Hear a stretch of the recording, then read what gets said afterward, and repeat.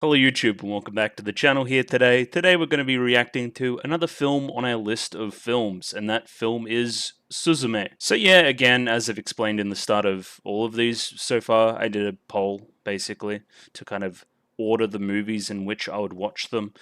This was fourth on the list of five. Not a lot of demand there, not a lot of demand at all, but I really wanted to see the movie. That was the whole point of that kind of segment is, hey, here's five movies I want to see, when should I see them? And there's a good reason why I wanted to see this one. I mean, like, Your Name's my favorite movie.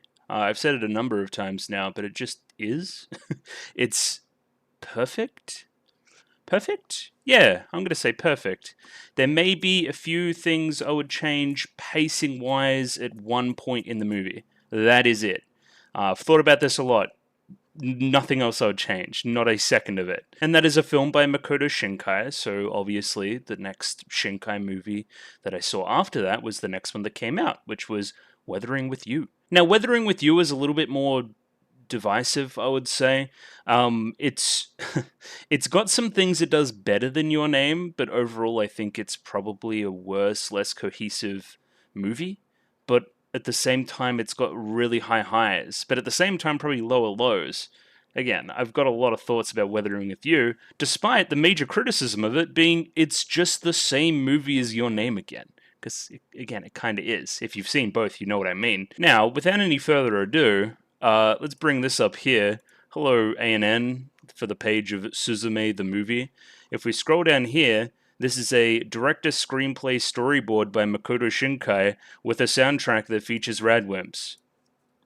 This may just be the same movie again, and I think the third time it starts to wear a little bit thin, I'm gonna be honest. Probably why I haven't seen the movie up till now, considering the praise I've said already for this director's work in the video.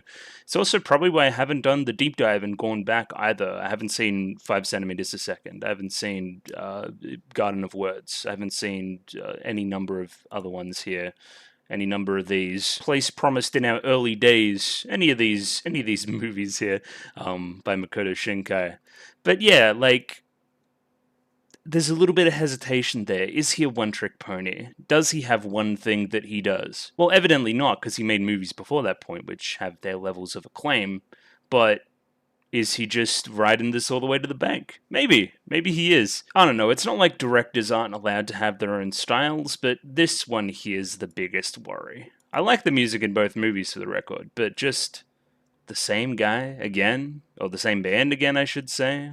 What are we doing here? It's also interesting in contrast to, again, the last two movies that I've reacted to, which are from the 80s, and even the one before that, which was from the 90s, right?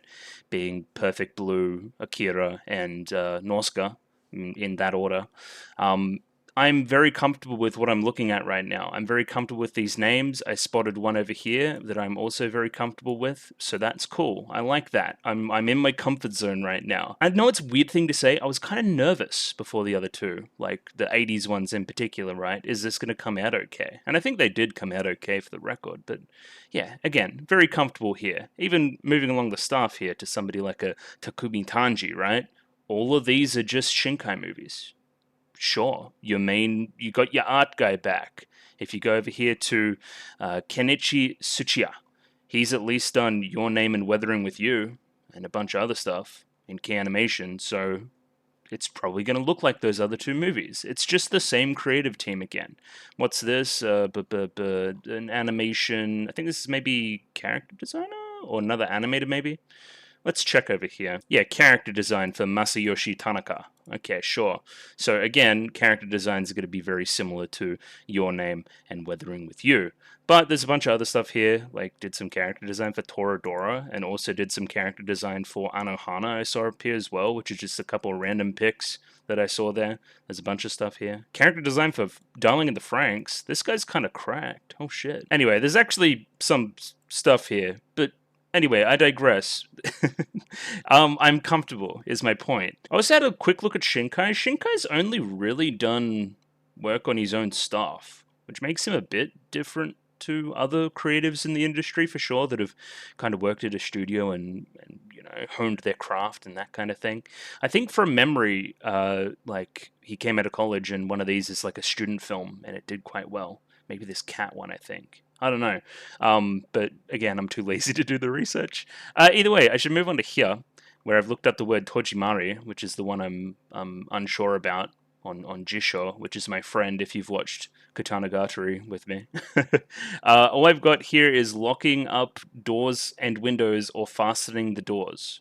I think I've seen the title of the movie translated also as Suzume locks doors or something like that. Again, I'm imagining Suzume is a proper noun there, is the name of a person, probably the girl. But again, I could be wrong about that. The only other one I have to look at here is a key visual quickly, which I'm sure that's kind of in frame, but it could be better. Yeah, let's say that. Sure. I mean, it looks pretty. The skybox is pretty, which is also true about Your Name and Weathering with You, especially Weathering with You. It's sunset over here, and it's kind of daytime over here, which is a bit weird. There is a girl that looks like a Makoto Shinkai film character design. Again, this may be the same movie again. At least this is a different boy character design. It's not fucking Taki from Your Name again. I also noticed she is holding a chair. I think this chair speaks. I think I'm aware of that. There is also a little cat here, which I'm unsure about. Sure. Yeah, I mean, she's in a schoolgirl uniform with like a red string tied there. Like, you could ask ChatGPT to draw you a Makoto Shinkai main character design and it'll come up with something like that. Anyway, listen, we're going to stop being mean and we're going to watch the movie, which I'm actually pretty sure I'm going to enjoy. And there's a door as well, I guess I should say. Locking doors. I don't know what we're locking doors about, but anyway, you could also imply fantasy from this. It's not going to be particularly grounded. But again, neither was Your Name or Weathering with You. So there you go. Anyway, I think I should just put all this away and jump right into the movie. I've got my door closed at the moment because I think my roommate's out and about, and it's hot. So if you see me like dying, I'm not dying. It's just hot, and that's just the way it goes. Other than that, we're ready to go. I'm excited. I'm excited to watch a movie here today. I think it's about 2 hours as well, but we'll get an exact time code here in a second. Chill stuff. If you like the video, consider liking the video. If you like the video and you want to see more, consider subscribing to the channel. Comment below anything you thought about the episode, anything I could do to improve my presentation. Comment below. I'm doing follow for follow on Twitter, so follow me on Twitter if you'd like me to follow you back. And the Discord. Join Discord, love Discord, and Discord. Also get them movie recommendations in Discord because I might just do this again. Maybe. Again, we'll see. But yeah, I'm going to click play on the movie now. Join me in a second to do so. Rightio, I have the film, Suzume, up there ready to go. 2 hours and 1 minute and 18 seconds on this one, so please sync up accordingly. I'll also probably record analysis and stuff at a later date, but again, it's less relevant. We'll talk about it after I've watched the movie. Speaking of the movie, I've just kind of gotten the Crunchyroll version, I think. It's a very similar version to the one that was available to watch on streaming on Crunchyroll, right? Because again, this movie came out in 2022, and that was kind of still pandemic-y times, so it's a little bit funky with how you can get it and stuff. I think there's a Blu-ray available somewhere, but I couldn't see a good copy with it, so I don't know. The subs may be weird, and the quality's not going to be 4K. But also my monitor's only... Anyway, no one cares. It's 1080p. It should be very similar subs to everything else. If you want to know the exact version I got, just at me on Discord or something. Of course, I'm going to be watching the film subbed. There'll be a picture-in-picture version available. And other than that, you can follow along here, and I'll keep this little slice here on the screen. I think I'm just going to give it a 3, 2, 1 and jump right into Suzume. Rightio. 3, 2, 1, go. Oh yeah. That was before another movie. I'm sure it's just some company or something. It's also before Your Name.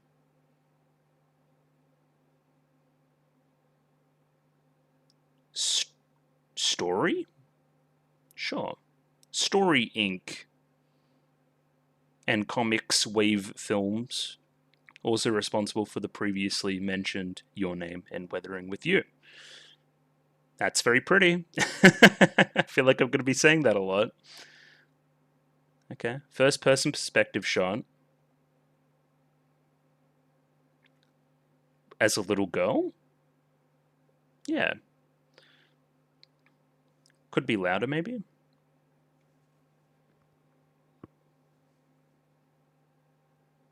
Okay. What happened? The moon's very big. Yeah, this almost looks post-apocalyptic.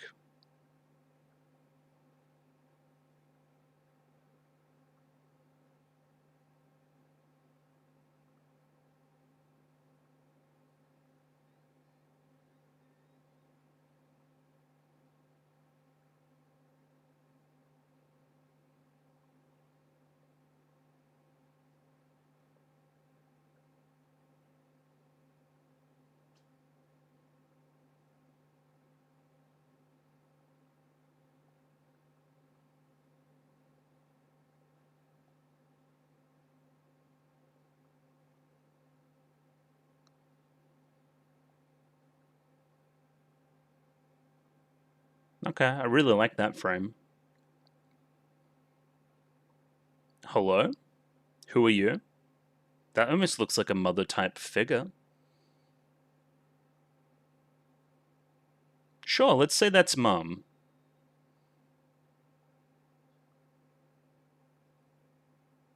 It's very pretty.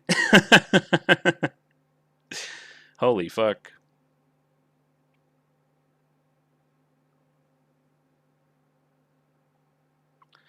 Was that okay? Was that a dream or were we remembering?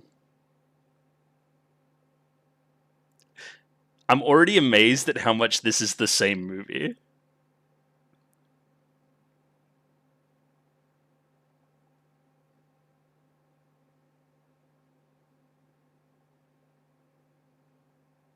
Deto? Yep. Mm-hmm. I'm waiting for some music to kick in or something.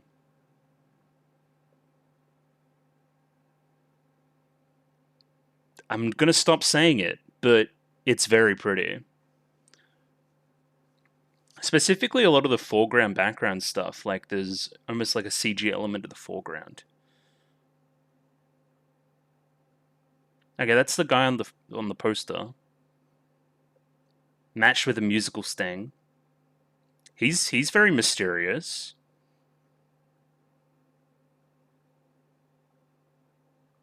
He's a bit of a pretty boy, I'll give you that.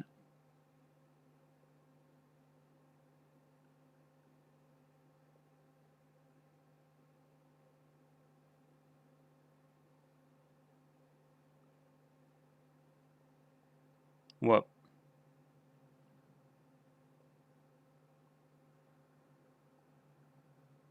Interesting. Did you see something in her like eye or something? I'm looking for a door.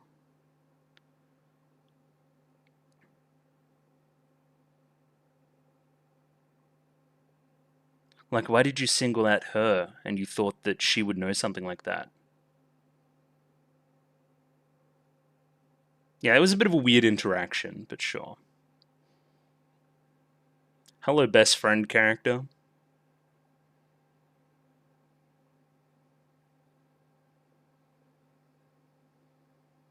I just saw some hot guy.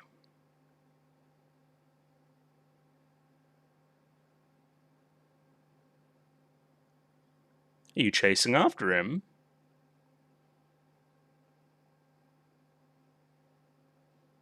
Why did I? The subbing there is a little bit not fantastic, but sure, we're getting there. The signs and signals and stuff aren't on time, but we're dealing with it.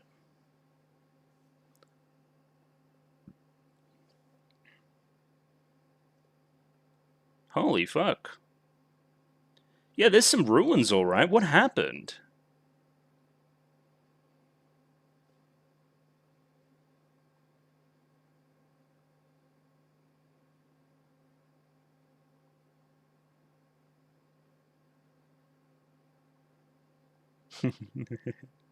Ikemen. You sure he's gonna respond to that? Well, you feel like there's this feeling that we've met before or something. A little bit. But that's okay, you're young. You're allowed to stalk people when you're young, it's fine. Oh yeah, I feel like I've seen this in like one of the trailers or something. There's the door. The titular door. Monsters Inc. sequel. That's crazy. Thought she was going to walk on the water for some reason. Also, yeah, that's like breaking a boundary. Like, okay, I'm in now. I put my shoes in the water, you know.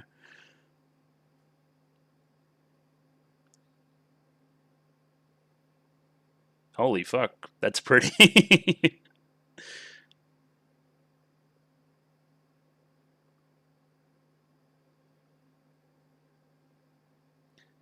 Yeah, I agree. Just for that split second, you reckon?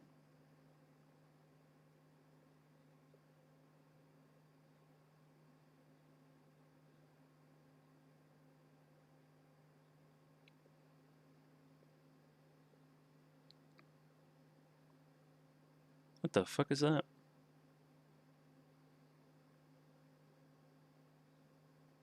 I don't know. Oh, that's like the cat that's on the poster.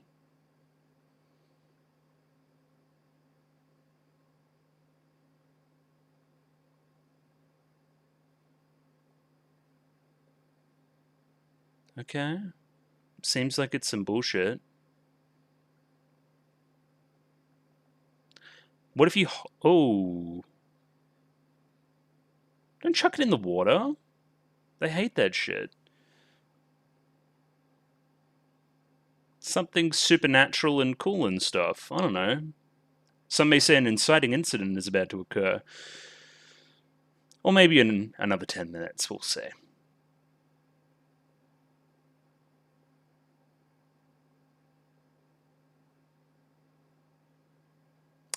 Aunt. Gotcha. Okay, and then the calling for mom.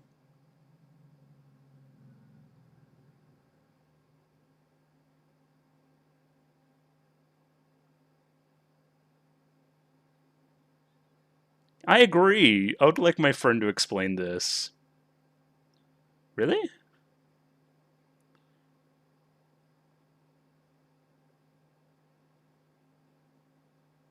Alright, she's going insane.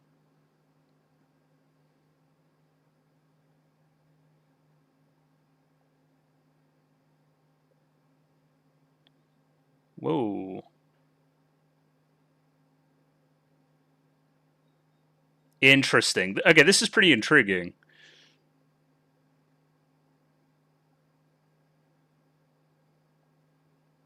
Did the basketball guys not even notice? That's kind of funny.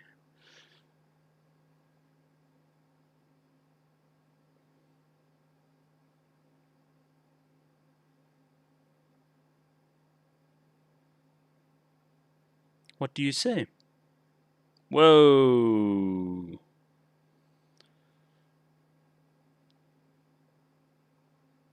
Yeah. Where's the pretty boy in all this?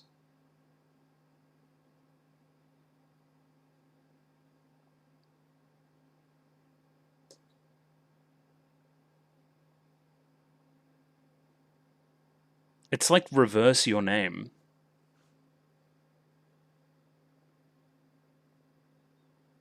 I don't know. It's a very good visual effect. Sometimes.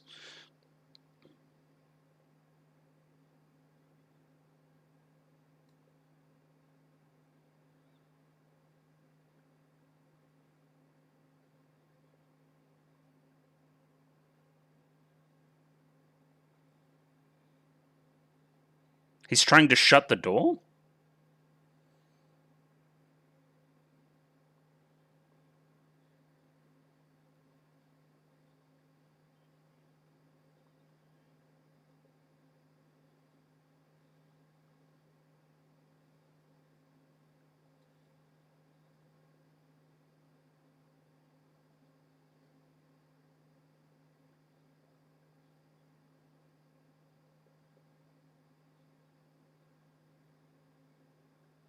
That's very pretty.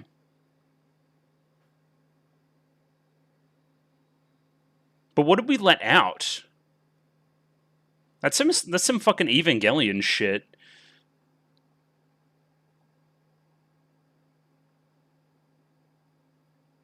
Fucking Elden Beast. Are they gonna know now?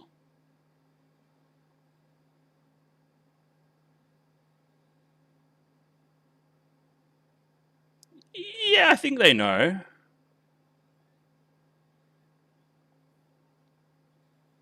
I'd love to see a magnitude on the earthquake.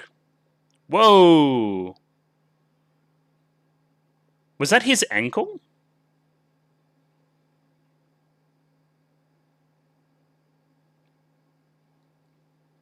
Suzume, you're gonna have to use your brute strength.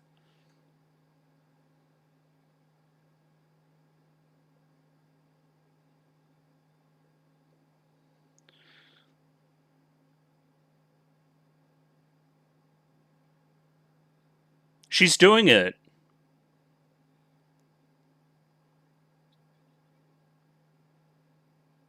Hey, many hands make light work. I'm interested to see if that earthquake... This is what's causing the earthquakes?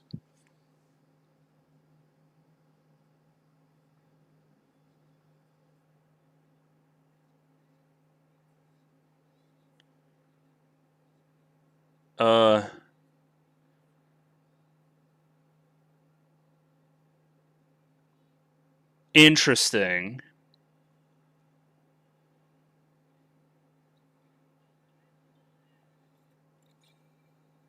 Alright, he locked a door. Also cool.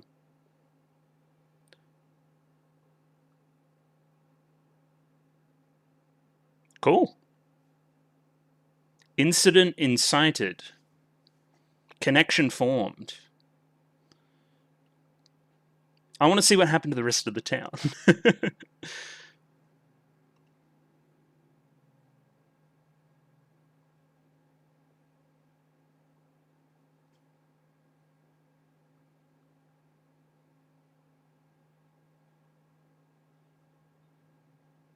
Oh, the keystone was the cat. Okay.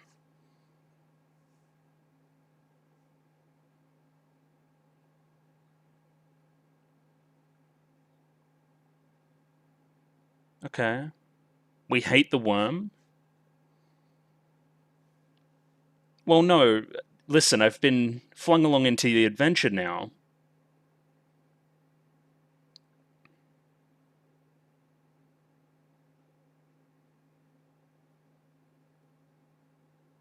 Okay. Nobody's dead? I thought that they were all fucking, like, crumpled. Like, they all died.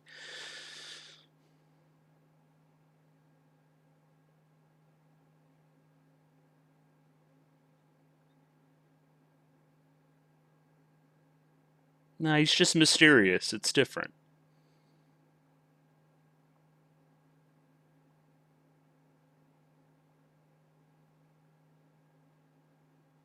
Yep. That's a really good looking room. And you're cleaning it up? Oh, yeah, there's the chair. Also, that book said How to Become a Nurse?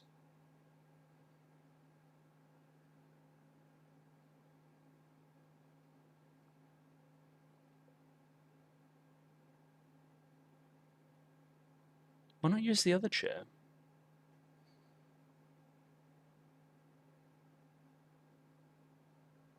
$6.3. Alright, that's not nothing. Oh, so it seems we're in Miyazaki, whatever that town is. It seemed like we're south.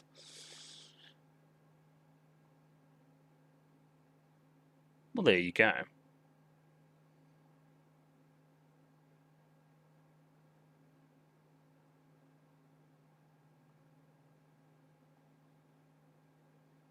Yeah.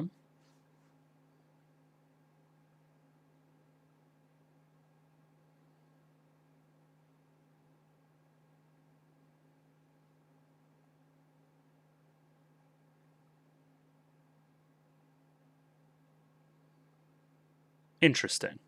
So we've got to find the cat.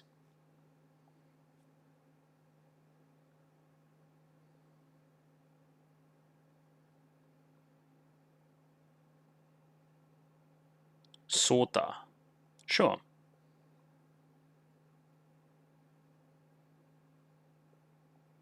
It looks disheveled and fucked. But I mean, obviously it's important, right? There we go. Get some fucking screen into you.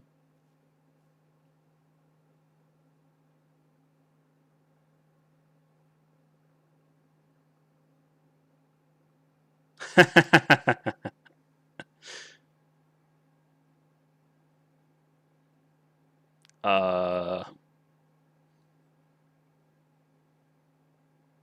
Huh? Whoa! Okay, the cat's fucked. Which I guess we already knew.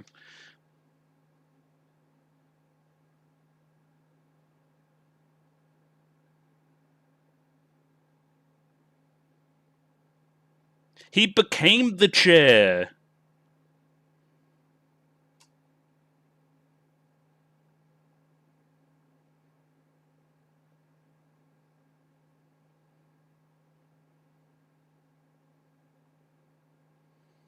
I wonder what this worm is, and what the cat has to do with it. I know, it seems like some general, like...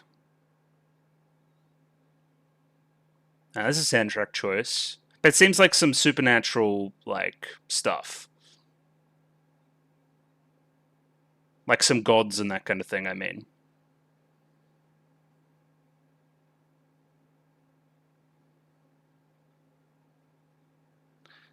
Later.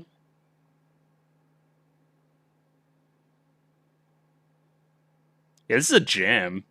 Okay.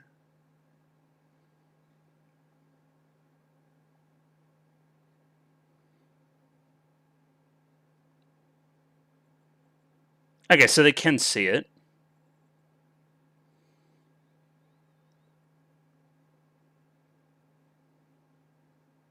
This movie's so pretty.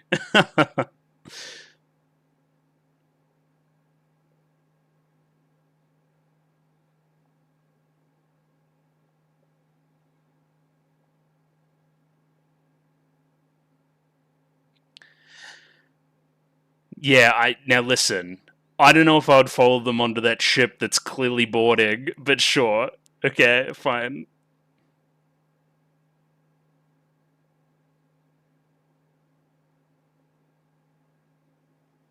Whatever you say. Also, how'd you get in? Clearly there's somebody with... Anyway, whatever, who cares? Cinema Sin's ass fucking criticism.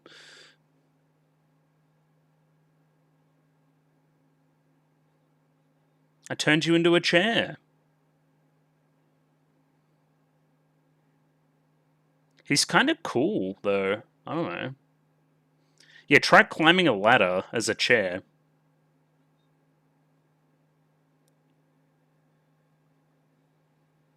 Well... yeah, you kind of got shit on, I'm sorry.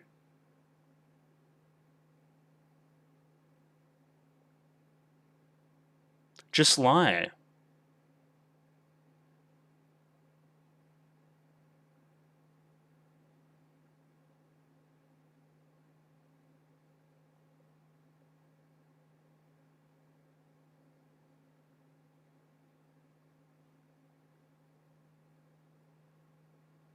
Nah, but you got it in one. That's crazy.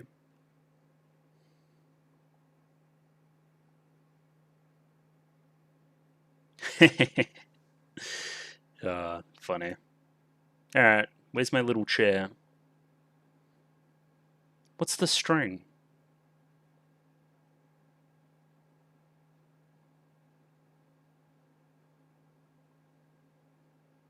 Oh, it's the locket or whatever.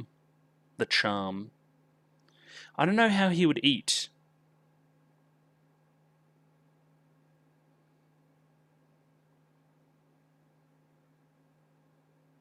The cat did it. She's not very quick on the uptake.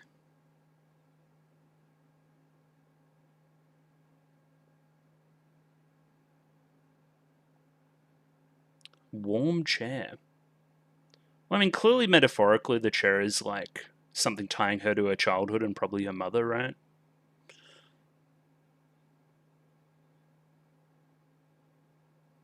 I did. It was very cold. In contrast to your heat.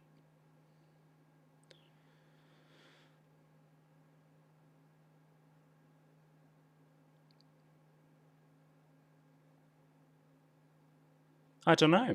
What are you going to do?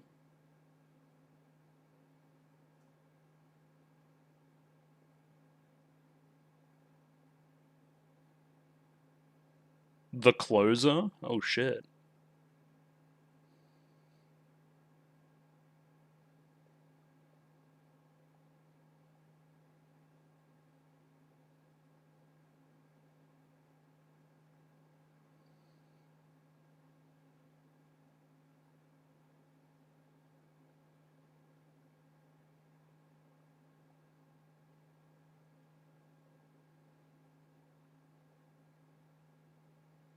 We now have a goal.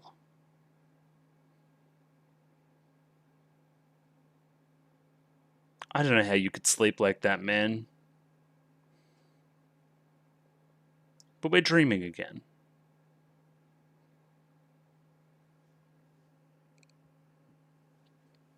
I like the vignetting here with the crayon, too.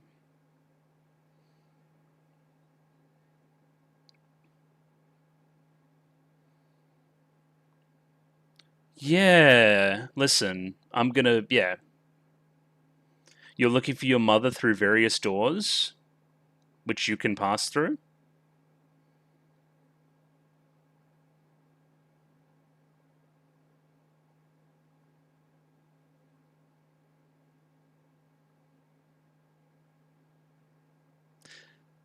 I don't know. I sometimes sleep on my face like that. I can give you that. But I've got to be like lying down. Did I say the movie's pretty?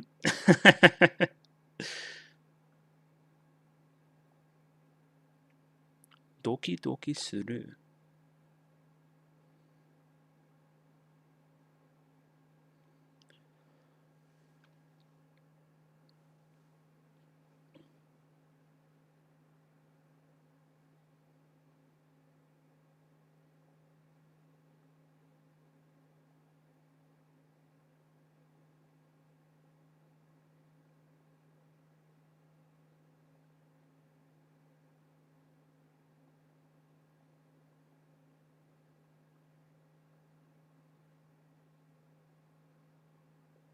Yeah, okay. I got a pretty good idea of where we are.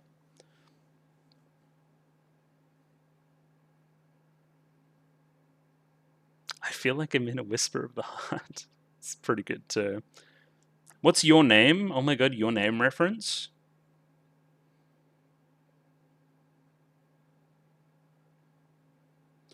So people notice that this cat's like looks not like a normal cat too.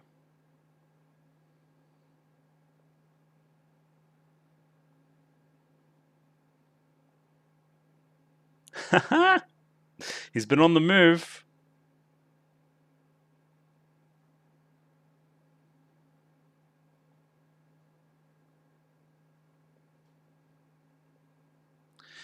But how will you use a phone to track him?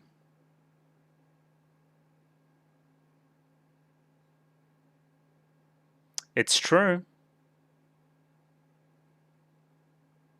I admire that she's in, but it seems like it's not frivolous for her to go. It just means she's hungry for adventure, we'll say that.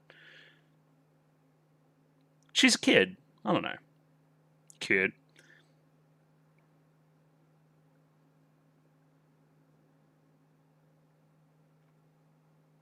That's also true. Um, the other thing I wanted to say was it's got like a real social media feel, the same way that Weathering with You does, right?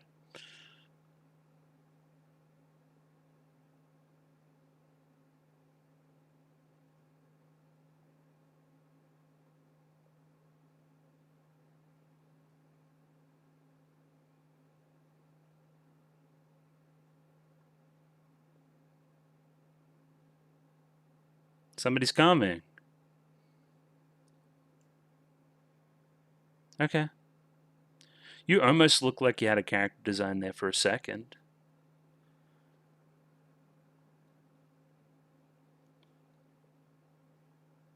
Yeah, a little bit. Okay.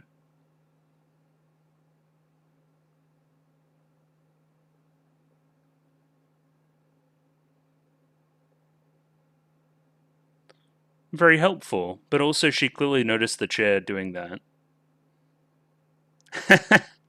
That's not Toy Story. We can't do that.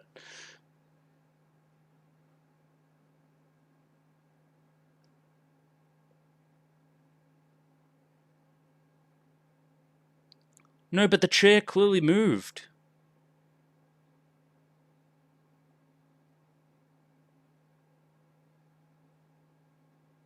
Also, you look way older than a high school student, but sure.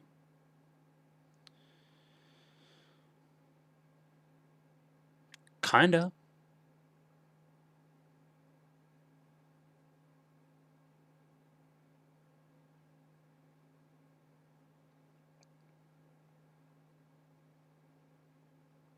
Oh, well, there's another door. It's time to go.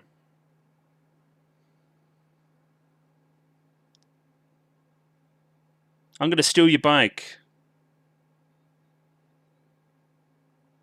I love the kind of Makoto Shinkai running animation. It's very like full body like movement.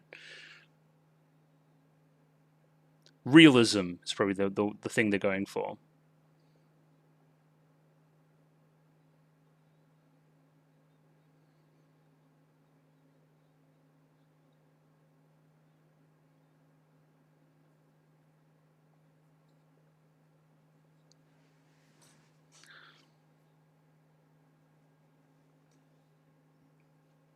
Shinkai definitely has a thing for natural disasters as well, right? Whether it falls from the sky or it's got some kind of flood or anyway.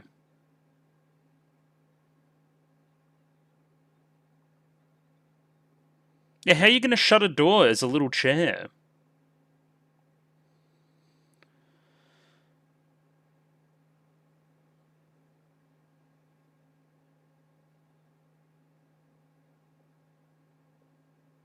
Yeah, clearly well abandoned.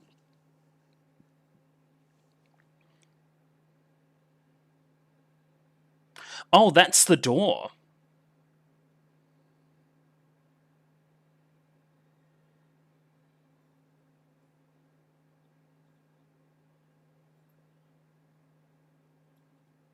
I wonder who's gonna pick that up.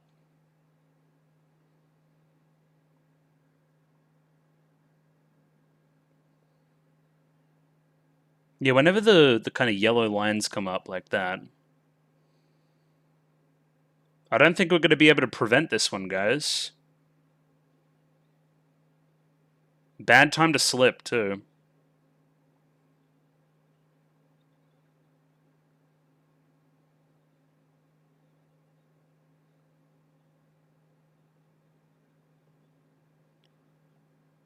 Huh.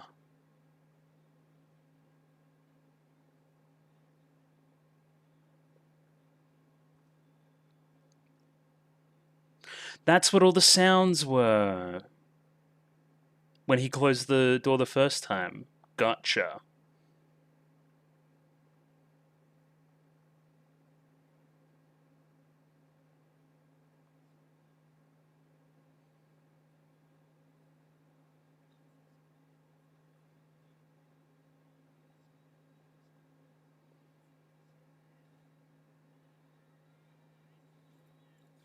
Get locked. Yeah, okay, no, we're fine. Just some rain.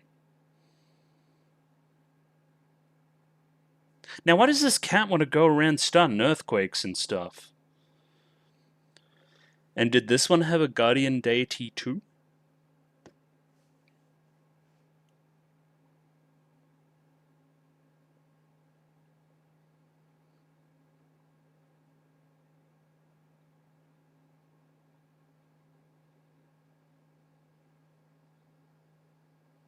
Okay. Okay, you weirdo. Now it can teleport? What is the cat's deal?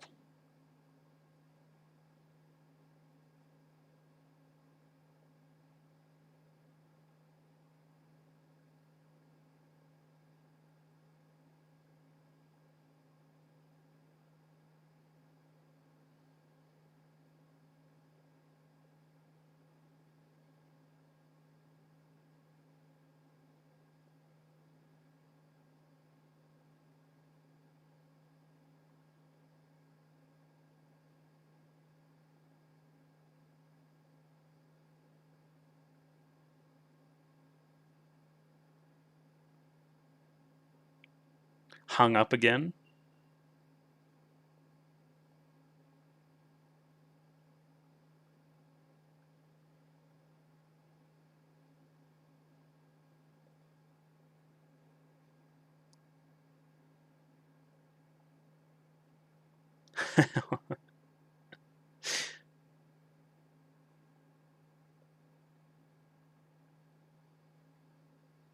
Okay, so you're still around.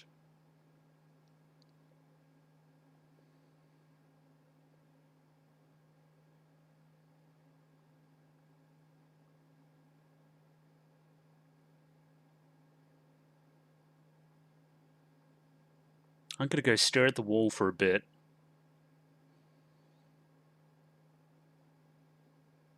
Yeah, that's some good looking food. That's another Shinkai staple.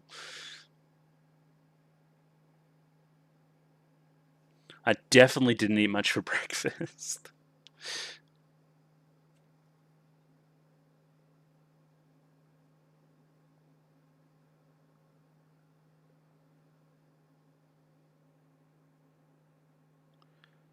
What do you mean customers?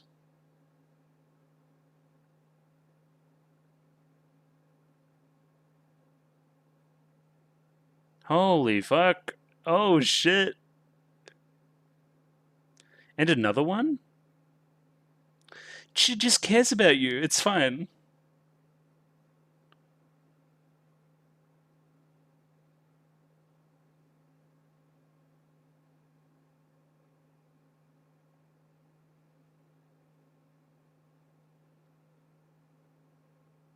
Well, that's a really terrible thing to think.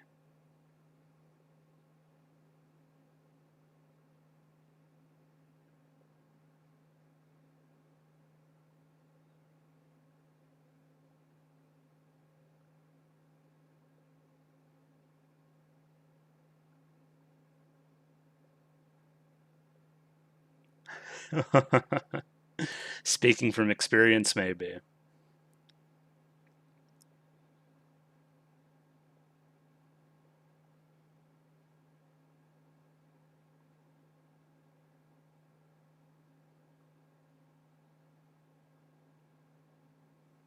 Okay, I need some context to be able to tell you if you're correct. But I mean, in general, probably yeah. I feel sorry for Chairboy. He's just kind of looking at the wall there.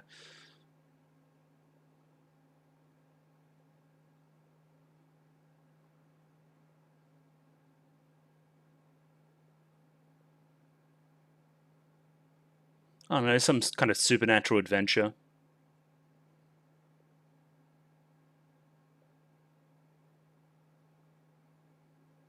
It's a memento from my mum.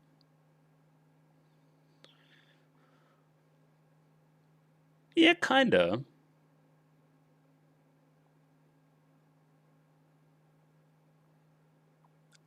Uh, you got good instincts. Chica.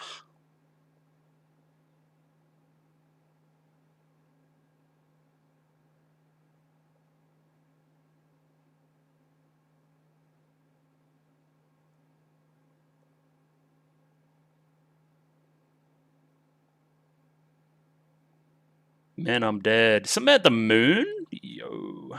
Think about it.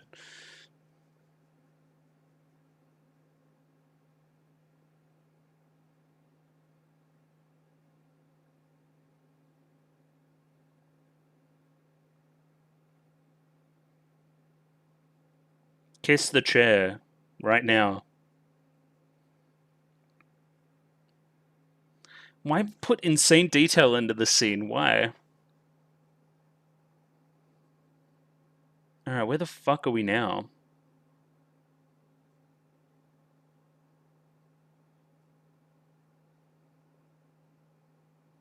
Alright, wake up, you little bitch. True love's kiss? Come on.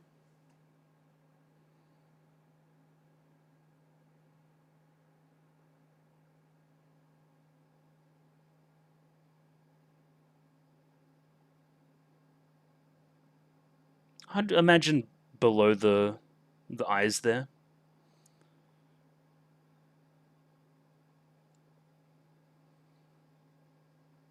Look at him go. Whoa.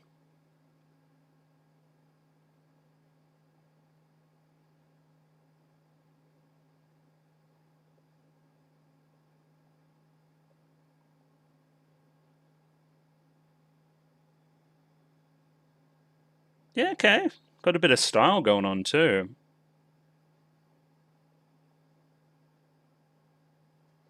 Sure, bestie. You've been uncharacteristically nice, but sure. That was like red lightning.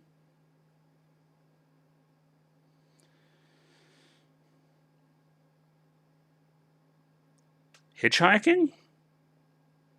Yeah.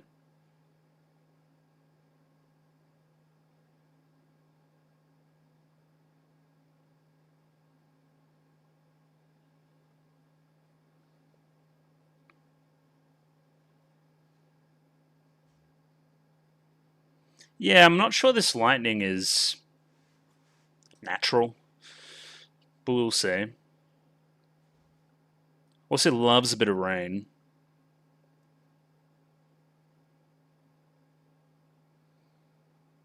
Yeah, speak on that. I want to hear about that.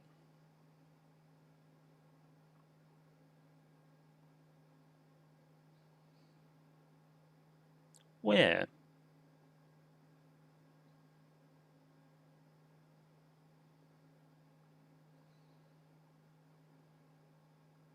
Okay. A good Samaritan, hopefully.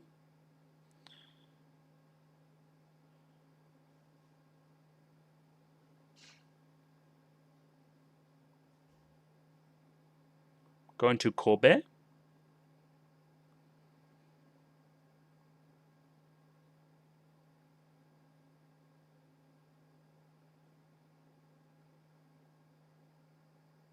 Oh, look at these two kids.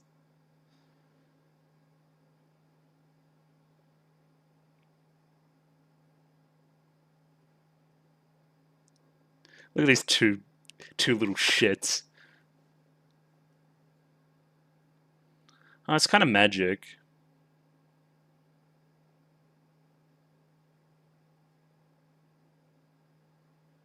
The kids are suspicious. Oh, Monogatari reference? And the kids are fucking dead now. Did I say this movie's pretty? Yeah, and there's your bridge between, yeah, that island and the mainland. There's that bridge that the cat was walking across. I wonder how far north we'll go. I didn't know it was a road trip movie too. That's kind of fun. Also, we're just putting McDonald's in. Normally it's like Wooknonald's or something. Oh, fuck, they make a mess.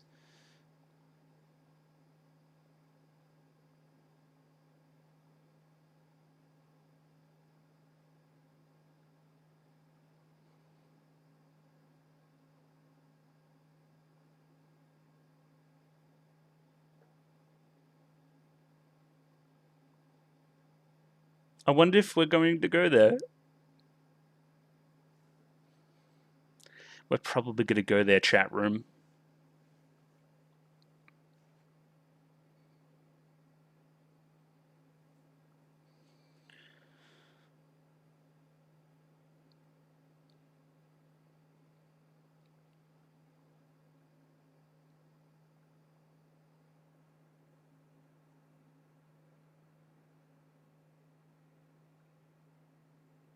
Gotta look after the kids for a bit.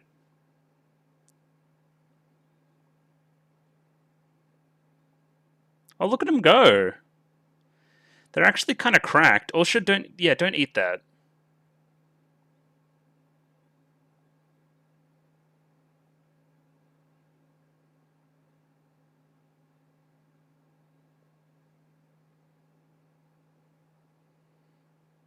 God, fucking kids.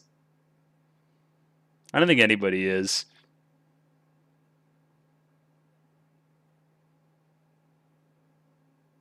They're kids. And it'll keep them entertained.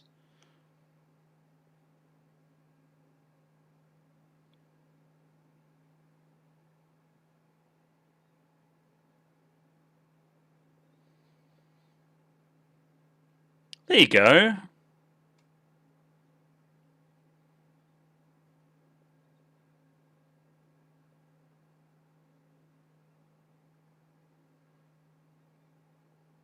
Chair son.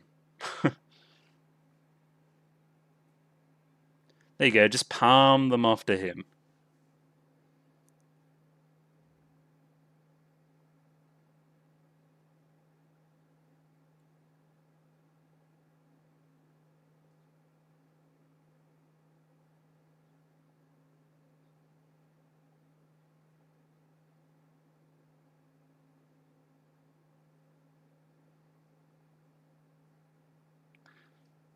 This guy's a Chad.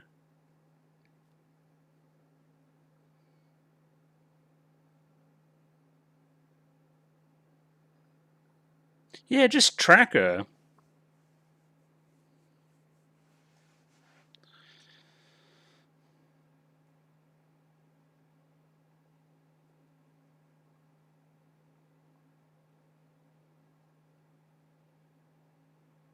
And she bought some Mickey Days. Okay.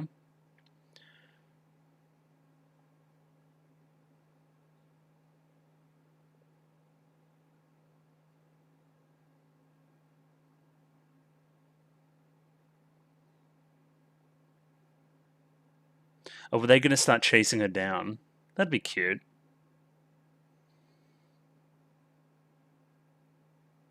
Whoa.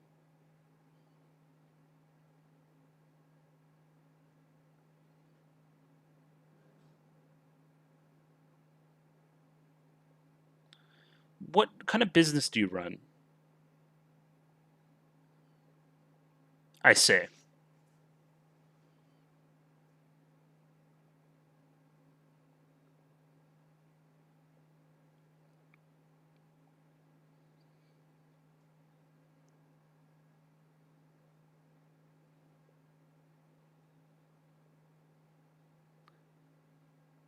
Yeah, those aren't for wine.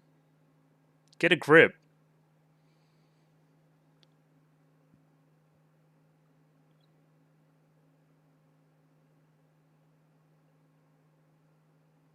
That man is blasted. Holy shit.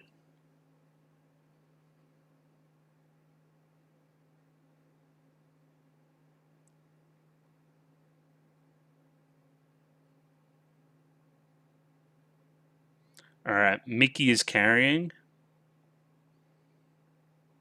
Why are you here? Uh,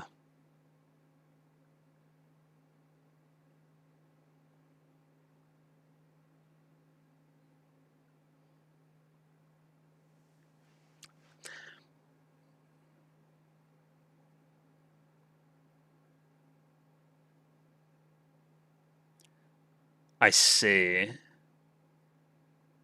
Alright, so you're seeing something different than everybody else.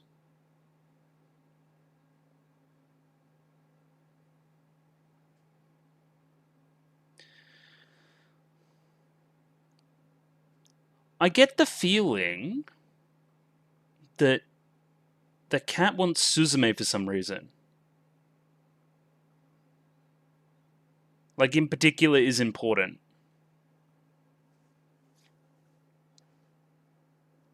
Oh! Well, that'll do it. Like, it almost congratulated her for shutting the doors before. I think she's very important. Okay.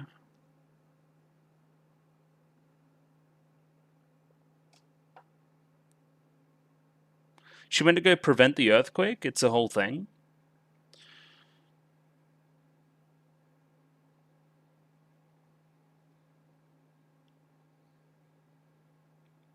I like that closing sign too.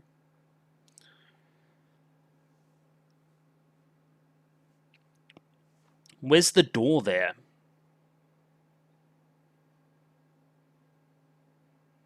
Hello, evil cat.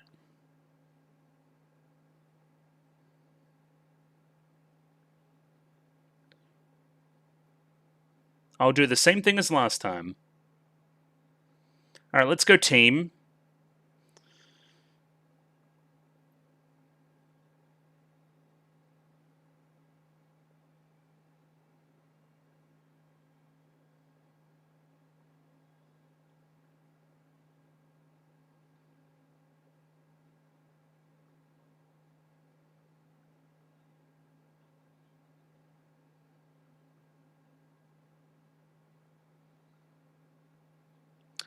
Now, it's a Ferris wheel for a reason, right? It's gonna start moving.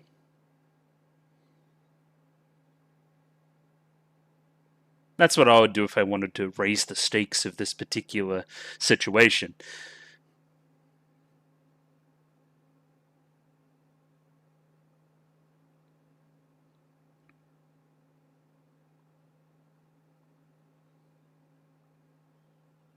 Almost some like Cube vibes off the cat too, which is funny. Holy shit. What a G. And that started it. Ah, cute. Okay, I love it.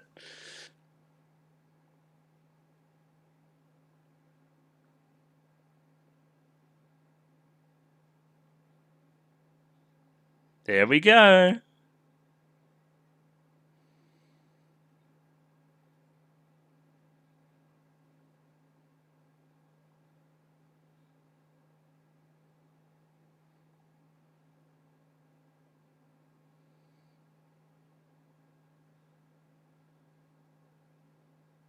What the fuck? Oh yeah, you can see through the doors, of course. Whoa! Okay. We're getting some confirmations, chat room. Because that there was very similar to the opening scene of the film, obviously.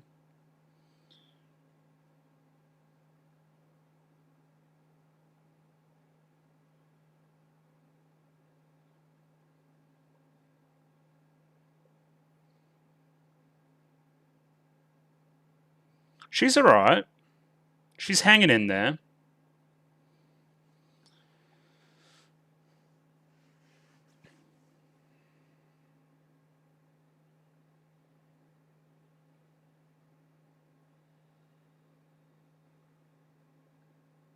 Cool. I understand why you would want to go through the door as well.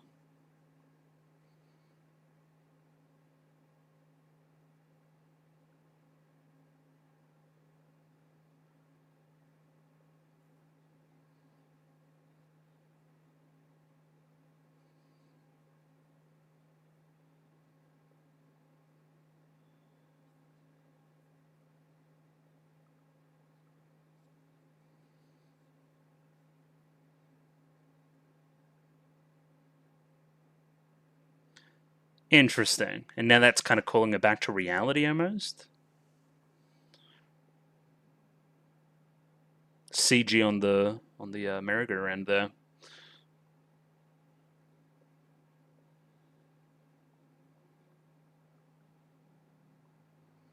Try and shut the door, I reckon, and prevent an earthquake. That'd be a pretty good idea.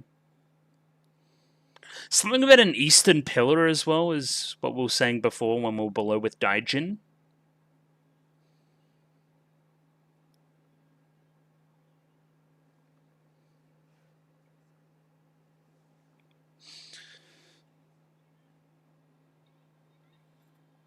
Lock that door, baby.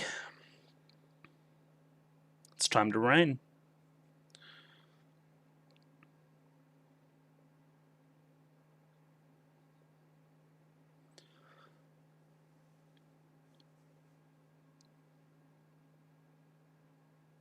Yeah, it'd be cute. We could pick back up that kind of kiss storyline we had going on.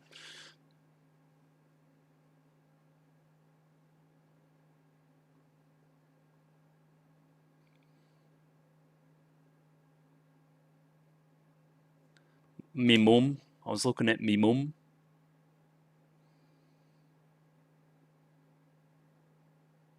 Yeah, with some Clannad shit in there.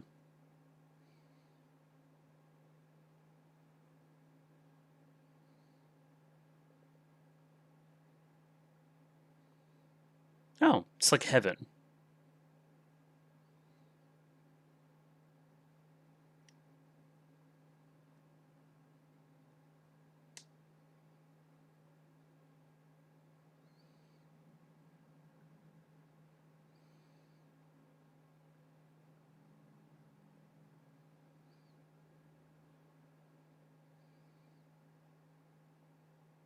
I don't know what this universal running away from home experience is.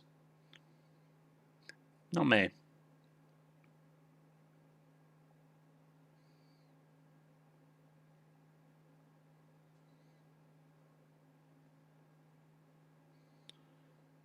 Yeah, that's a bit weird. It's full of energy. Hey man, if it makes you happy, then eat it. That's all it's about. Hope you girls made bank tonight too.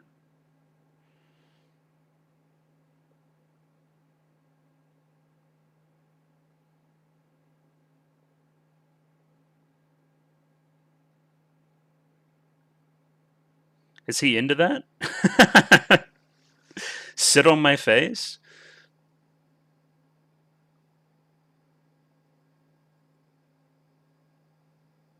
Me with my good friend the chair?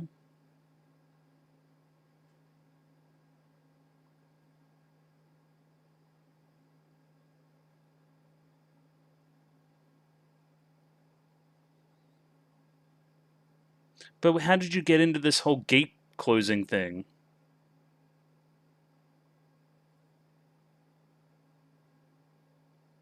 There you go. It depends how old you are if it's weird or not.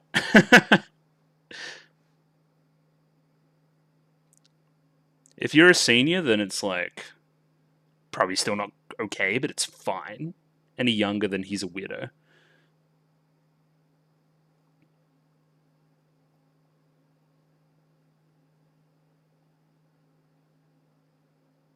Man, I'm dead. Yeah, that's clearly a thing, right? He's getting less and less time. Whoa.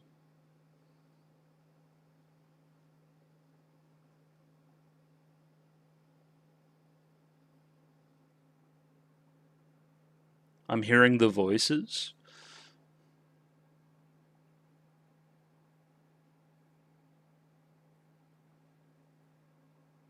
Yeah, this cold hot thing going on too. I really like.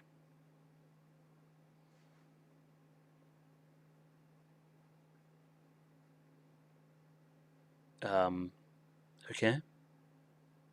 A beach of bones.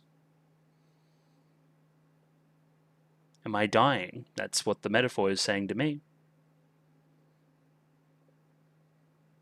Yeah. Yo, it's almost like he's becoming like the keystone for this door or something. I love the audio too.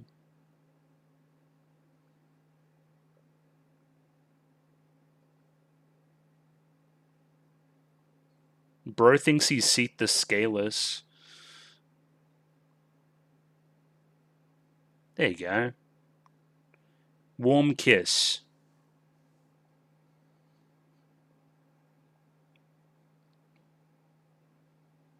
Where to now? Yeah, just a smooch.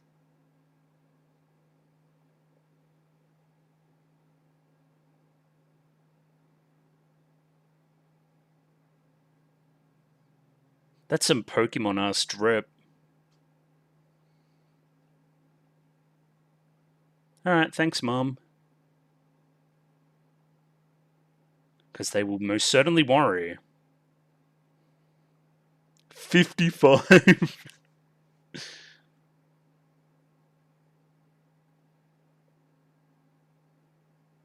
Oh, COVID safe. Okay, in Tokyo.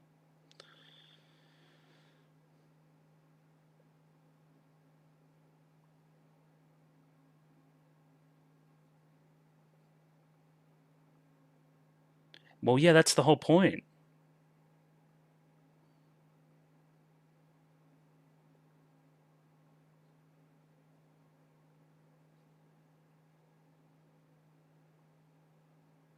Yeah, you were sleeping.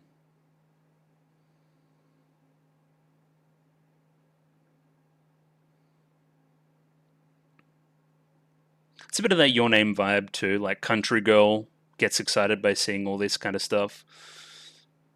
Not that I can't relate. Oh yeah, that's a lot of CG there.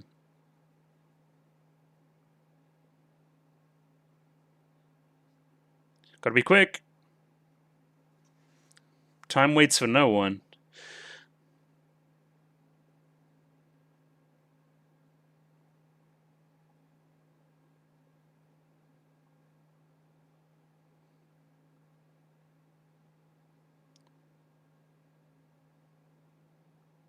These kids go. What time of day is it?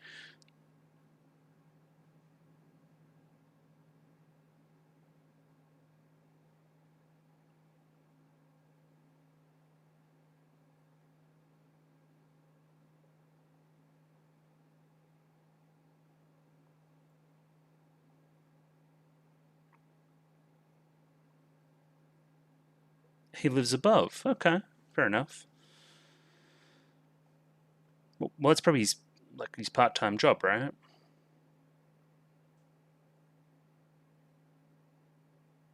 Oh, and yeah, okay, I see.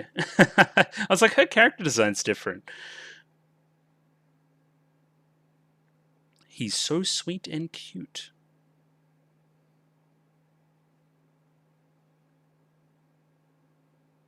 Yeah, this guy's a weirdo.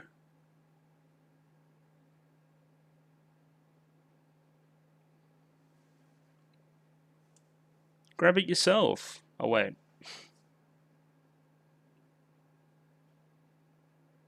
Hopefully he's not like a foot guy either. Well, look at that monkey.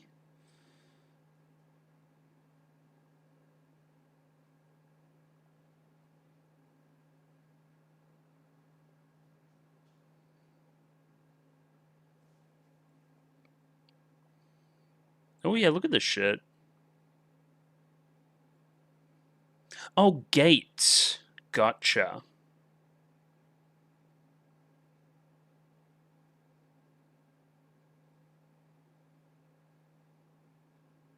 And if both go, then it's bad. So they're going to the western pillar.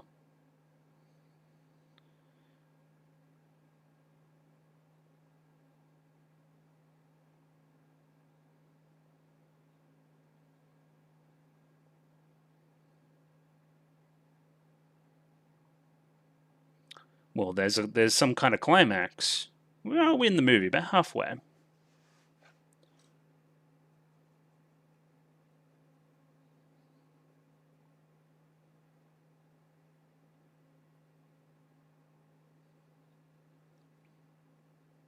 Is there more than like two closes? Potentially we should get in contact with them because this seems like it'll be a big thing.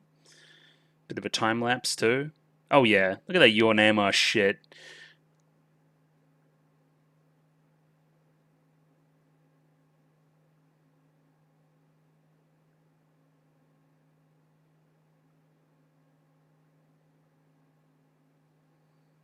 Oh, this won't be tragic at all.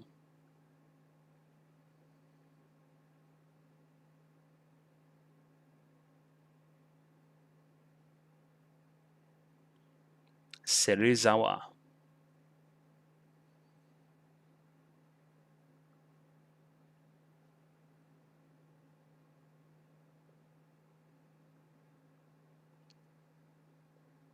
Imagine how weird that would be.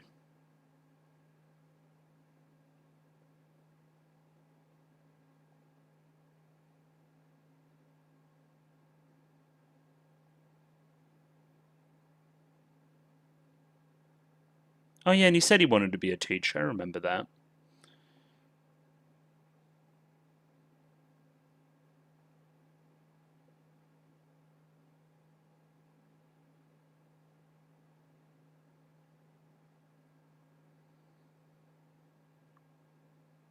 Oh my god. Well, he's in the room.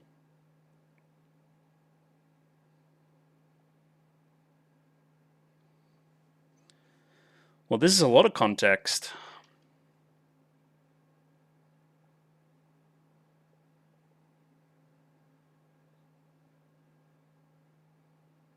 Well, it's time to go.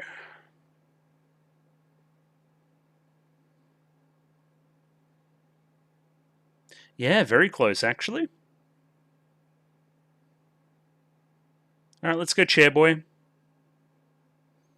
Well, that's very action cam. I liked that too.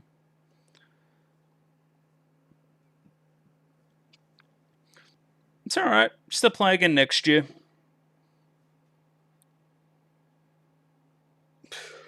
Ooh.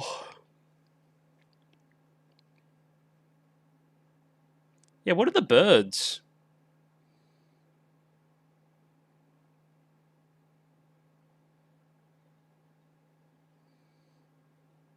It's actually a pretty far way away.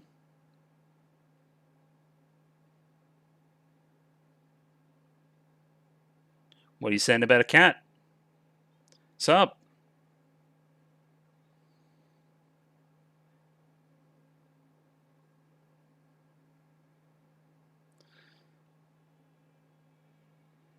Yeah, so okay, from the bar scene before, it kind of implied that the cat could change its perception based on if it's important. Because I don't think the bar would just say, "Oh yeah, he's a customer," and then act weird when we said he was like cat-like.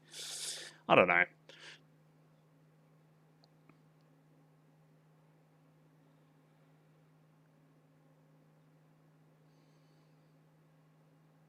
Don't get run over.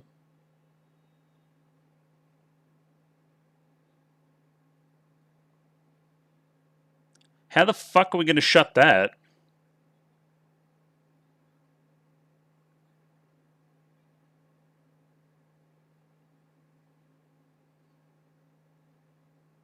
We're going to have to train dodge.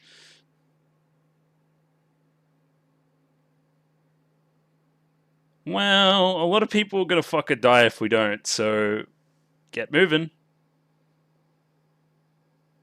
I agree. It is weird.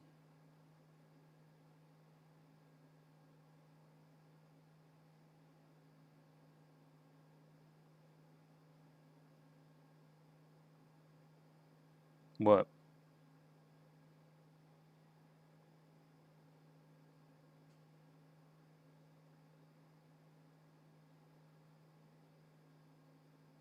I always want to see how big the earthquake is going to be.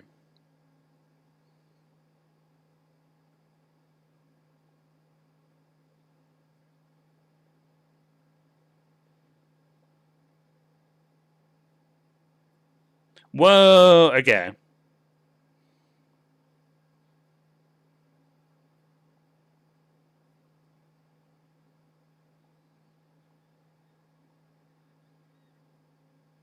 It's time to go.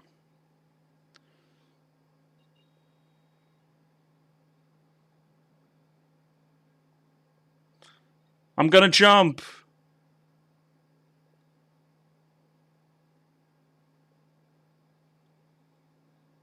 Imagine seeing that on like the sidewalk. That'd be crazy.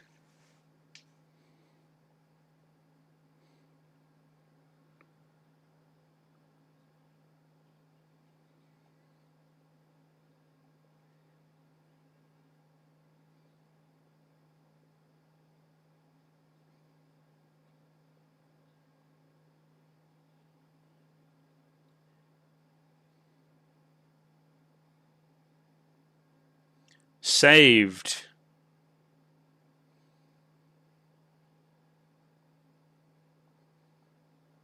Look at this giant worm freak.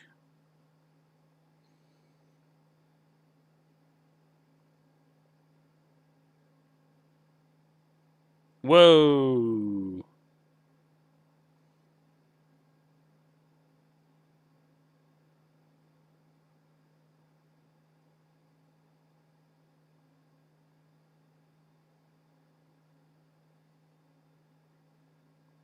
I feel like this isn't going to be good.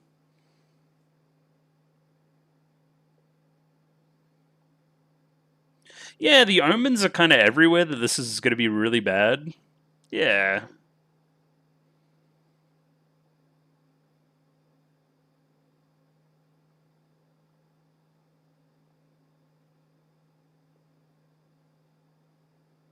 How do we even stop this?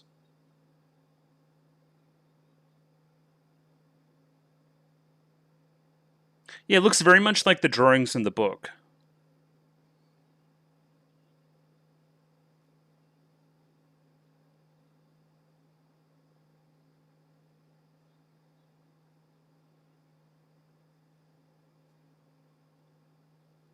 Man, I'm dead. Give him another smooch.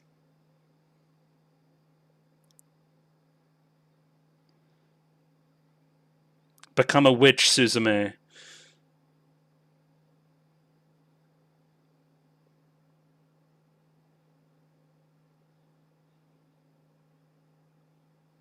Well, yeah, that was the whole vibe from him, like, icing over, right?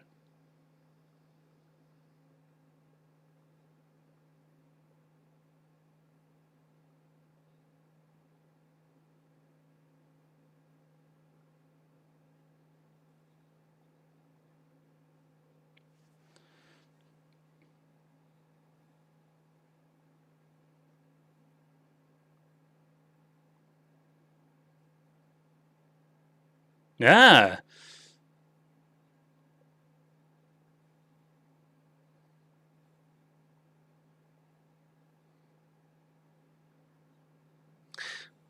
Well, listen, you're not fooling me, movie. There's 50 minutes left.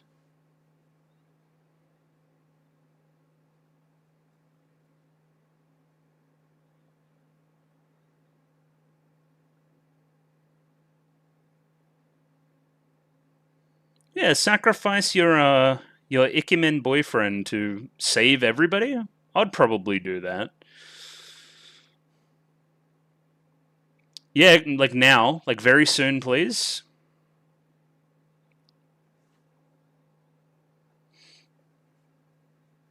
Get away from me, cat.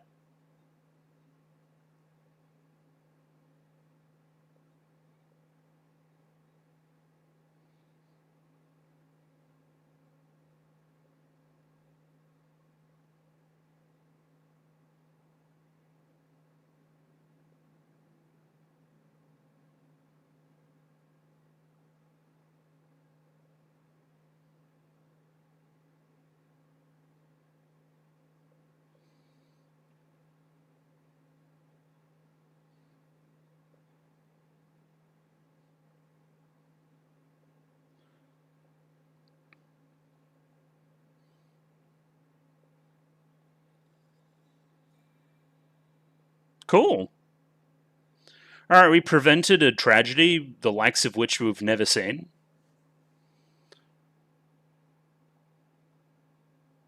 Oh, it's very pretty though. Also, is she just like falling now? Thoughts? Yeah. In a very weathering with you type fashion.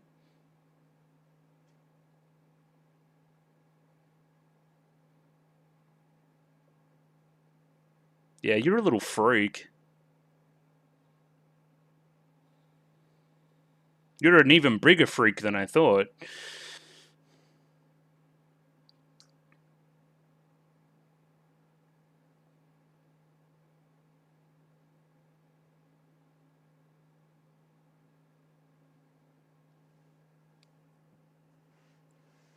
Okay, you built the chair, that being mum.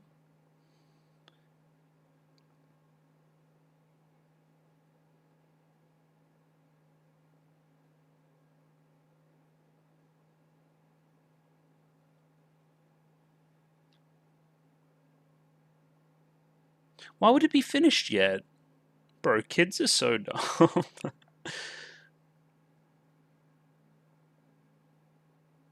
Now you gotta let the paint dry.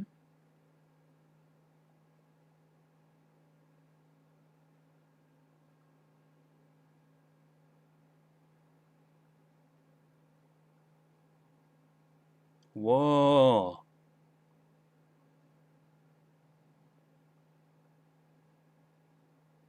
Why is its face here?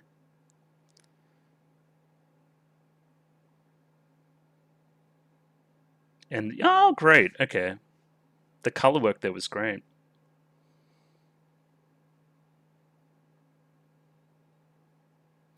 We're going to be together forever and ever.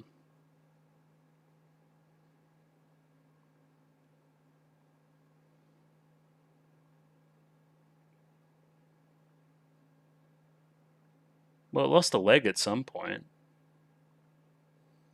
Where the fuck are we?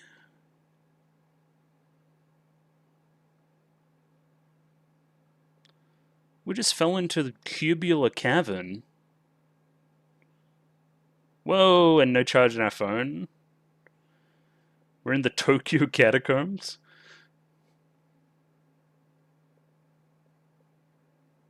Oh yeah, we did lose a shoe. I remember.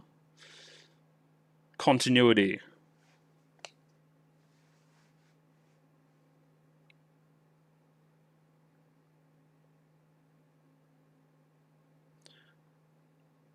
And there's the chair boy.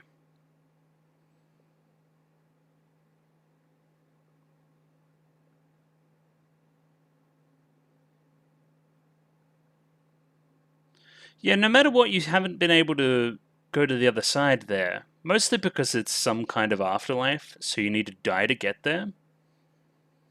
Yeah.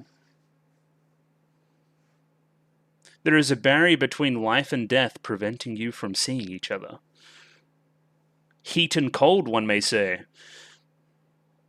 Okay, what are you doing, you little freak?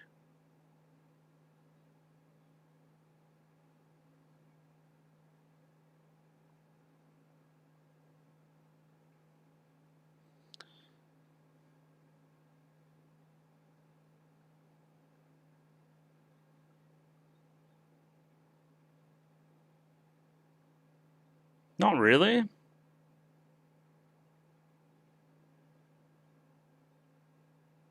Still not a cat murderer. That's good. That's a good character trait. I'm interested to see what is your origin and why are you so interested in Suzume in particular? Don't talk to me on my chair ever again.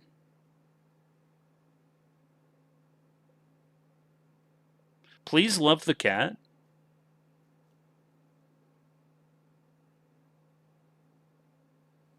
Alright, I didn't even have to do anything fancy that time.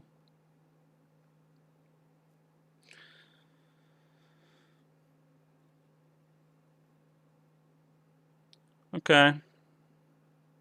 But who is the cat? What relevance do they have to Suzume?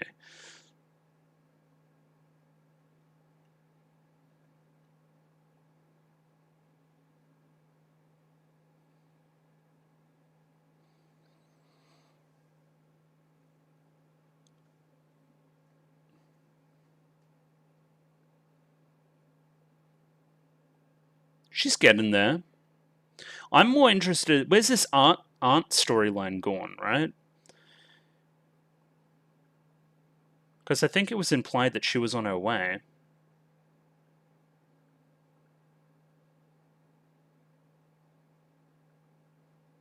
Okay, we're so back. I have now transacted, so they'll now know I'm in Tokyo. Shut up. Oh, to the grandpa. Yeah, the same last name. Good pickup, everybody.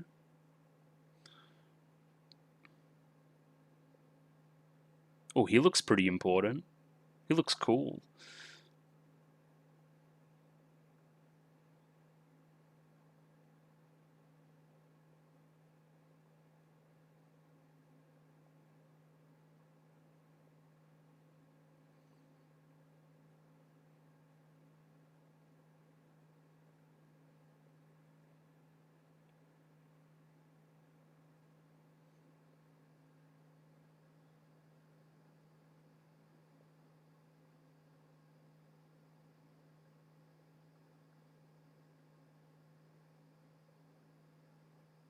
Well, yeah, that would have been a great compromise, actually.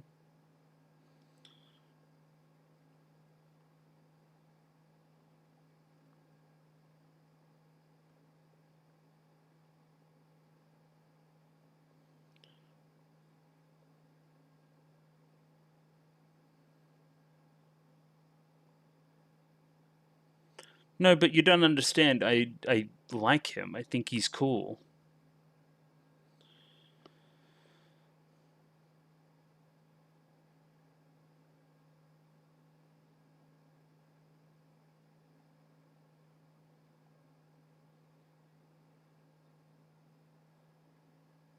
Yeah,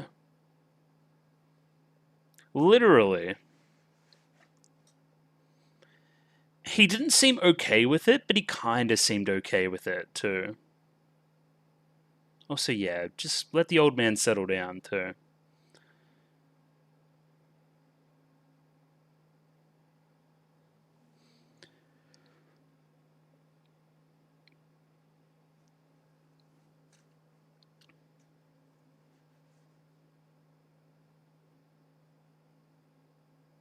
Well, this is, yeah, I don't know.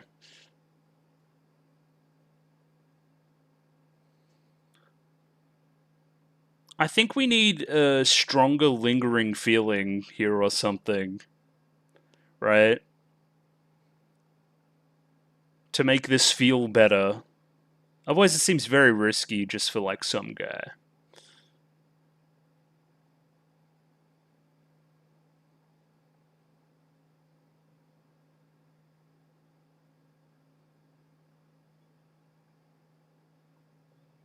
I've known him for half a week.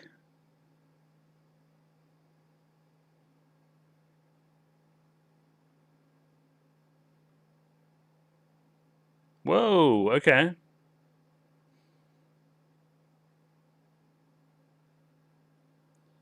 I saw me mum.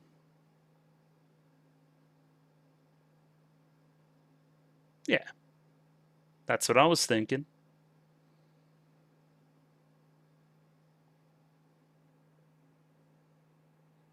That is also true.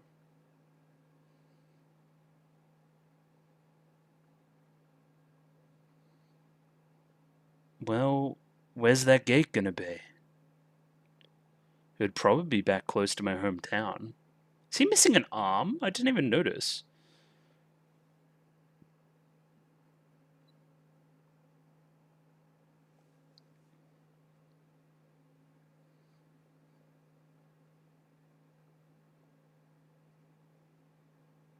Yeah, what's this cat doing?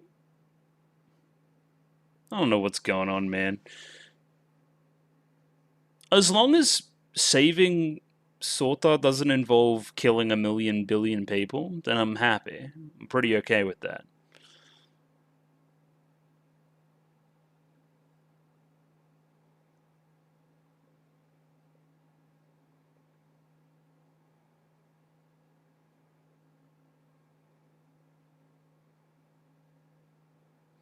I guess she brought a uniform the entire time too.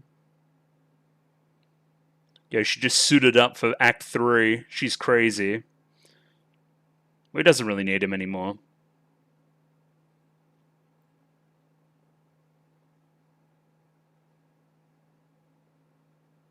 Yeah, she's kind of dripped out.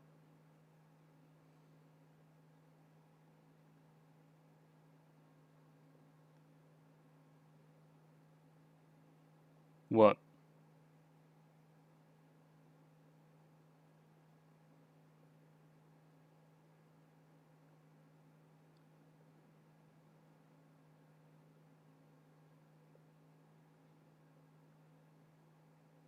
Well, I mean, that's really good.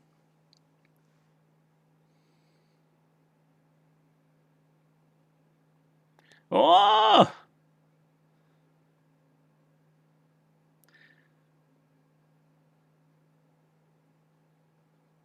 No, it's not like that.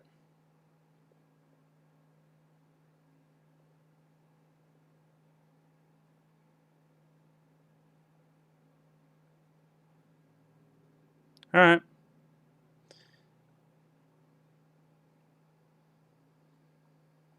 Yeah, okay.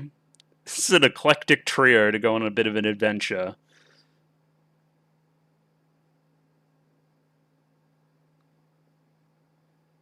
Oh, what's up?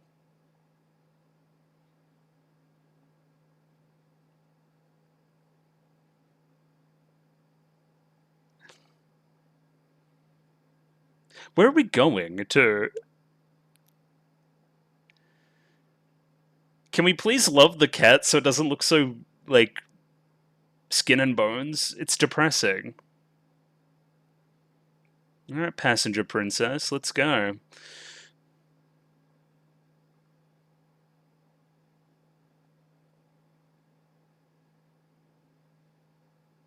Alright. I mean, we have some explaining to do.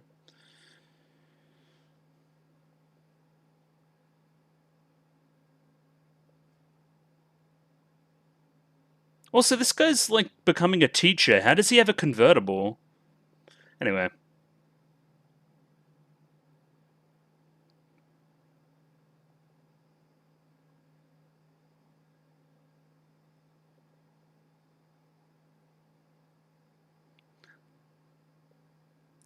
I just kind of really want to know where we're going. Are we just going back the way we came? Because that's kind of funny. Yeah, and this is a road trip movie.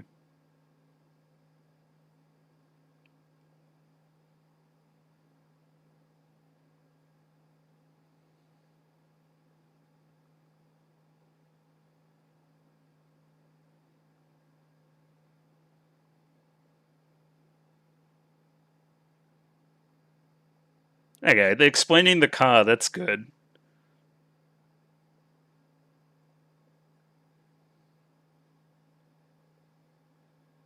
Who the hell's Sorta?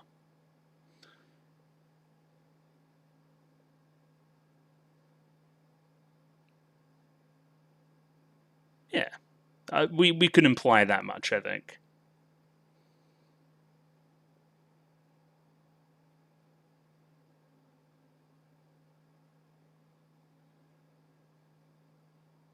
Interesting.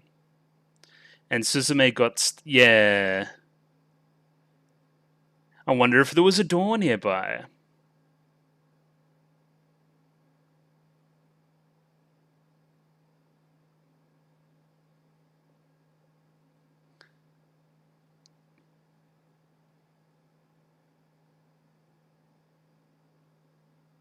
So where were you before that? 7 hours away from Tokyo. Also, it's a convertible. That's a pretty good place to smoke.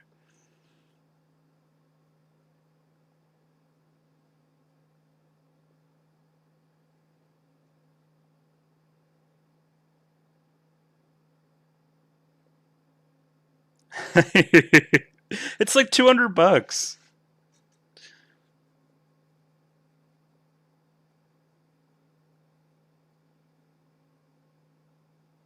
All right, cute. I think the auntie's really okay with this. I don't know if I would be. Contaminated soil evacuation zone. What the fuck? Where are we?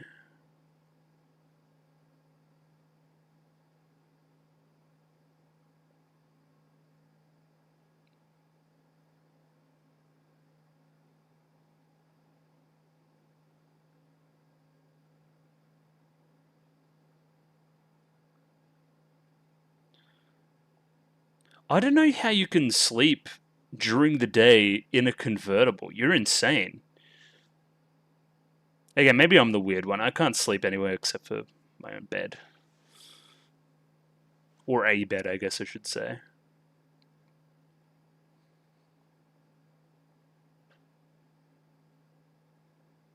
Please find me a door.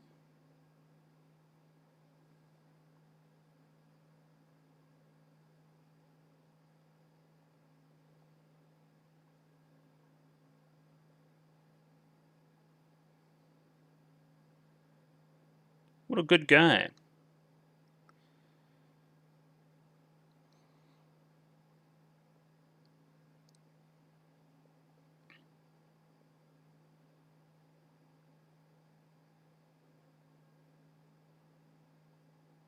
Yeah, I'm interested about who that keystone is as well.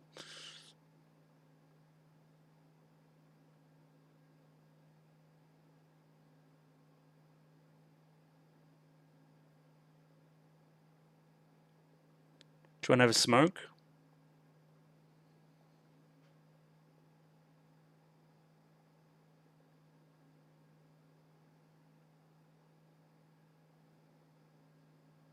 You sure? It kind of reminds me of around where I used to live. It's beautiful in its own way. I like a bit of elevation, I think.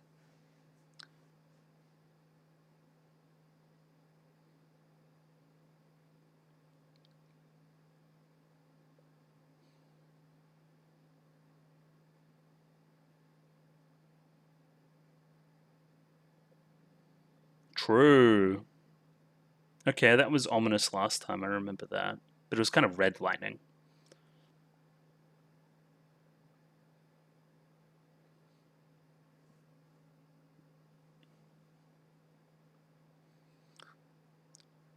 I'm imagining these are all just like hits. Like if you're Japanese, you'd be like, oh yeah, what a great choice.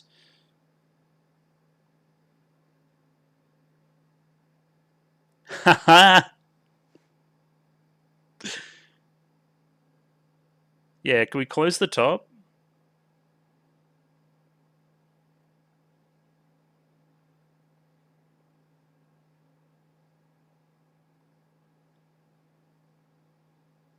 I thought he was going to say I got the convertible so cheap because it doesn't have a roof.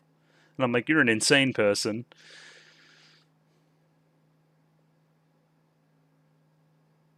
Yeah, sure. I don't know why we needed a really expensive convertible animation, but. Oh, because it stopped halfway. Funny.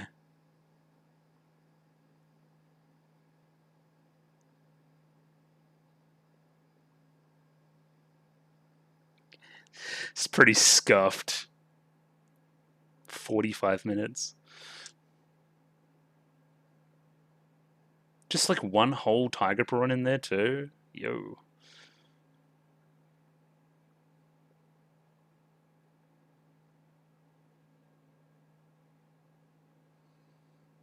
He's just a teacher, bro.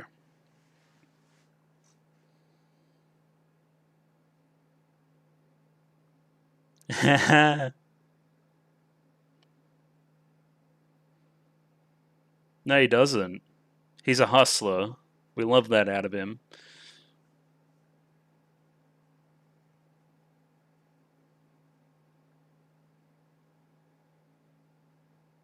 Oh, even further north. Alright. Now I've got a bearing on where we are.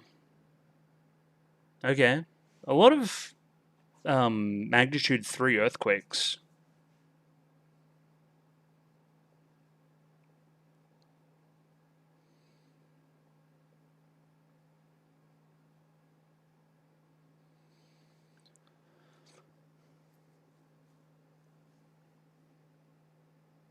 I really want something to eat, so if you could get me something, that'd be great.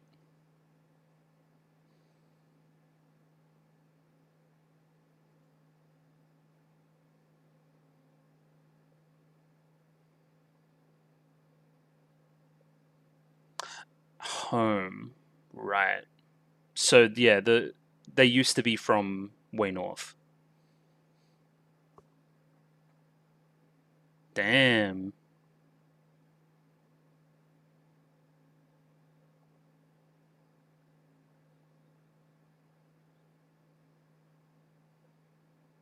Shut up. Yeah, this is yeah. Shut up. Suzume. You have to understand. She cares about you. Yeah. Yeah. I don't know about that.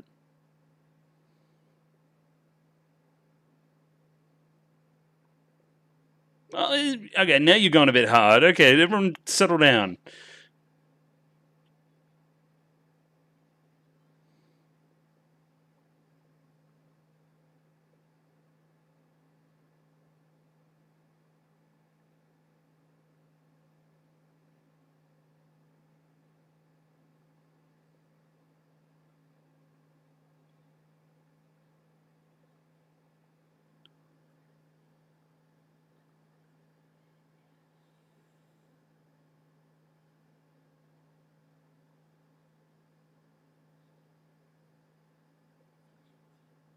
What is happening? What? Big cat. Yo.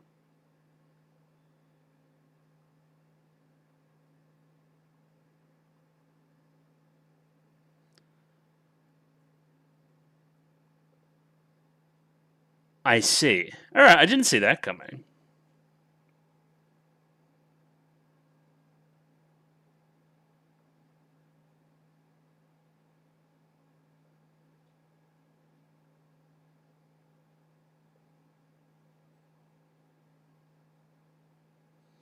Okay, bye.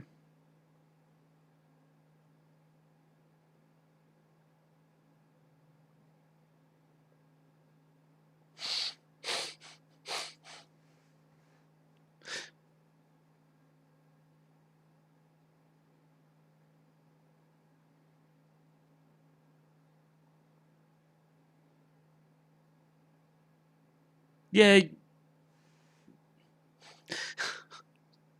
Jeez.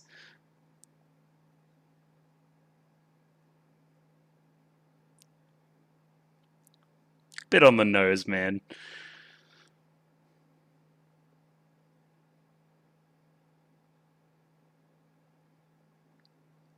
Alright, what is the other cat?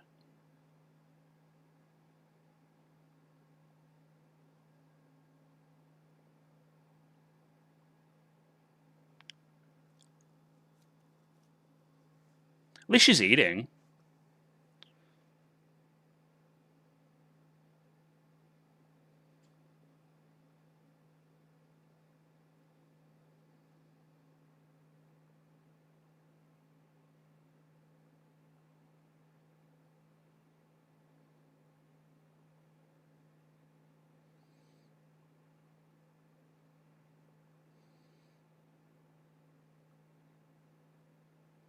I agree. They're seemingly very important to her.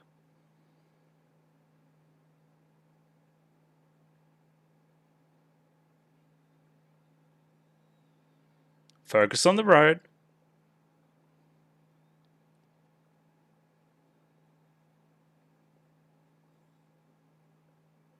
Those are very sensitive airbags. Hey! We fixed it. It does cost a lot of money to put airbags back in, though. That's pretty bad, too.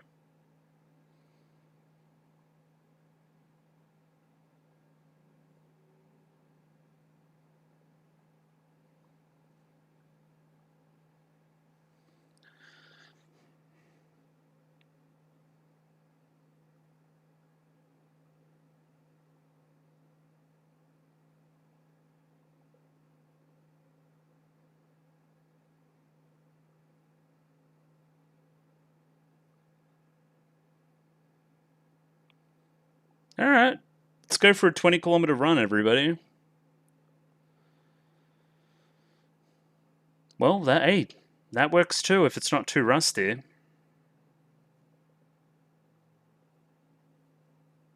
Hopefully you have roadside or something. Okay, bye.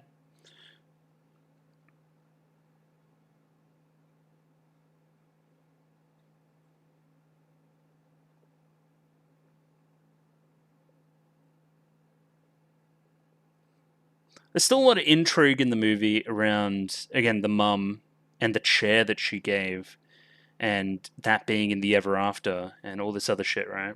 So, like, two cats that are clearly involved.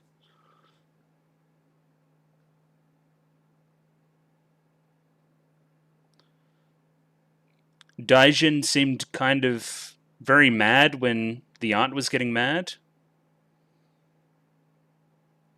Well, it most clearly is.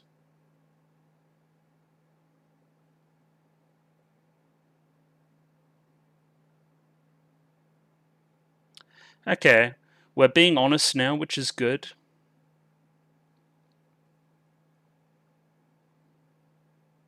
Yeah, I mean, we're all people, it's fine. She went too far, too. You both equally went too far. She kind of balanced out and made it okay.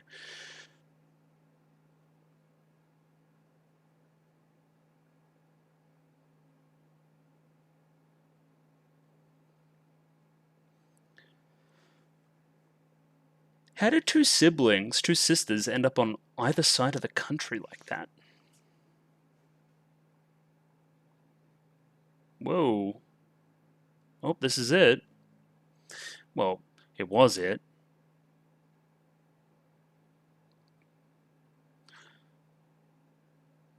We're looking for some kind of door? Me neither, really. There's a door somewhere. That's all I know.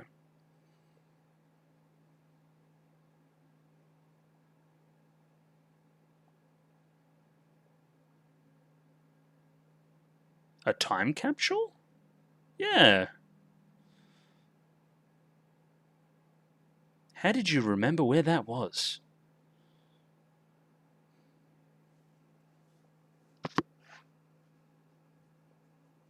Oh, it has the diary in it. Okay, there's the chair. And that's what that's been the whole time. Ah, okay, cute. Oh, I love 311.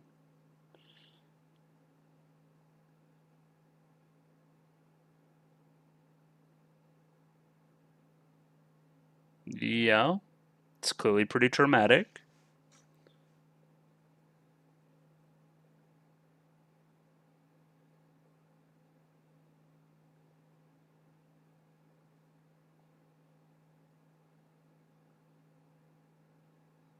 I kind of needed this information, so...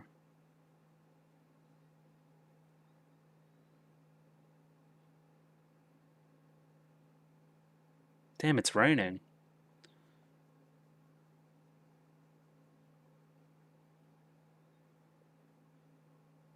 Well, full moon. Okay, it's all coming together a little bit. I like this.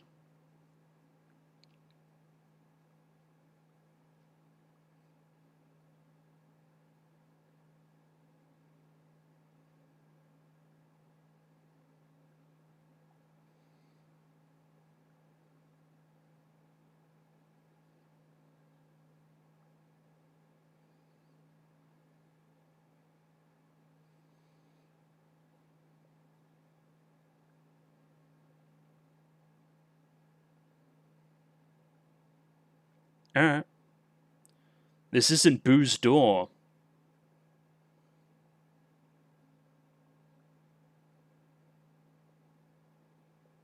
Thanks.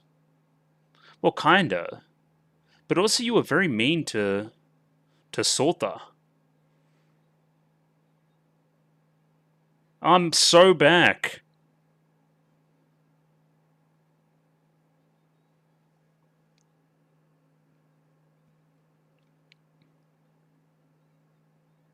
Okay.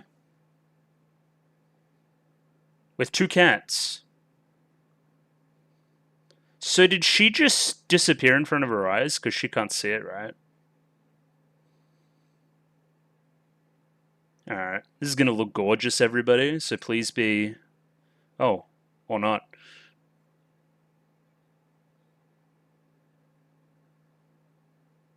That seems like Worm Boy.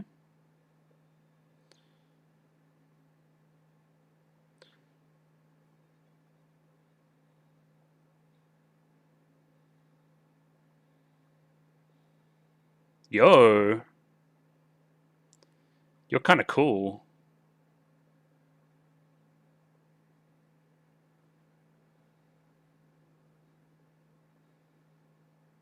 It's also very well animated. Yeah, cool. This is an amazing set piece.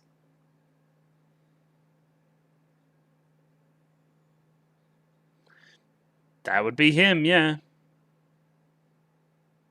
But again, we needed two, right?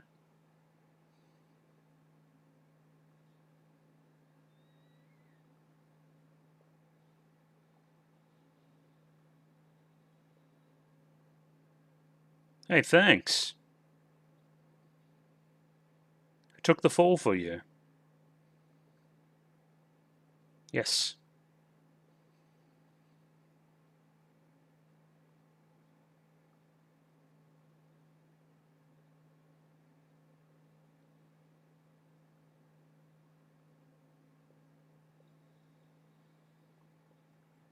Yo, I want to see like a kaiju fight in the back.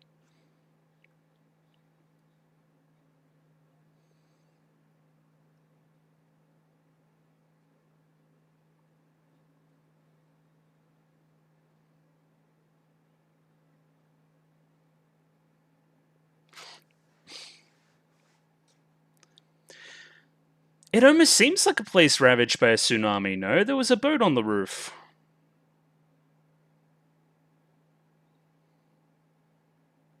Oh, that's cool. I like the footsteps too.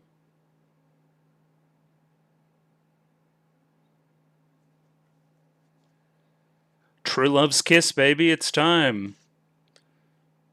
Plunge the sword from the stone.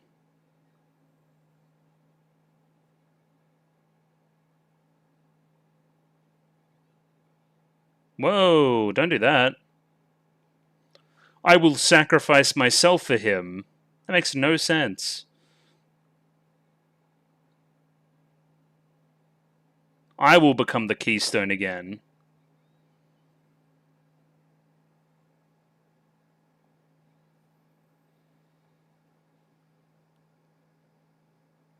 Alright, he kind of got shit on. Sadaijin.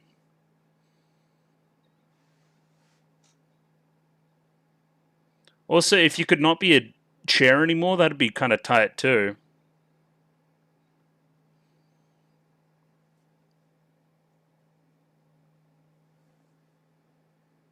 Oh,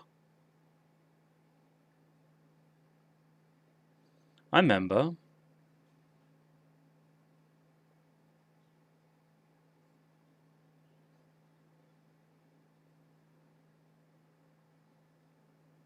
I remember the movie, true. Ugh. How about the POV shot of when she sat on him?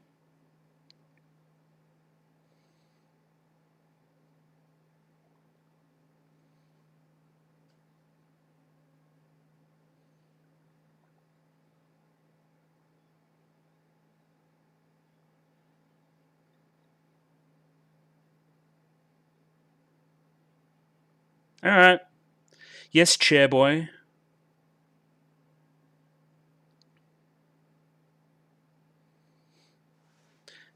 No, but you don't understand. There needs to be somebody that's going to sacrifice themselves here.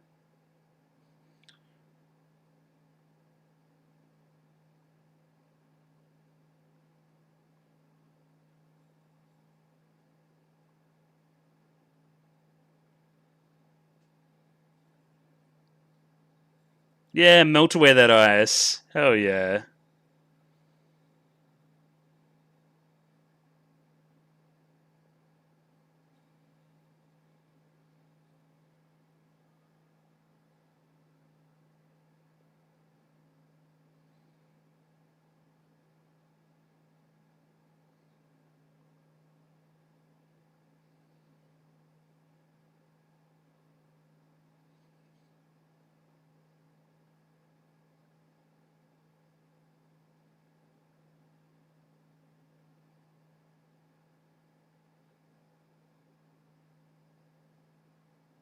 Alright, I mean, the worm hasn't woken up yet. That's cool.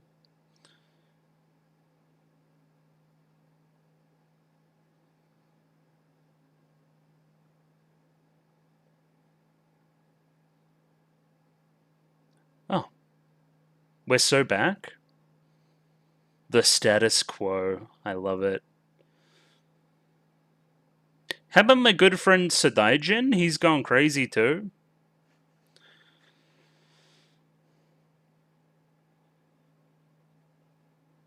Alright, it's time to plunge.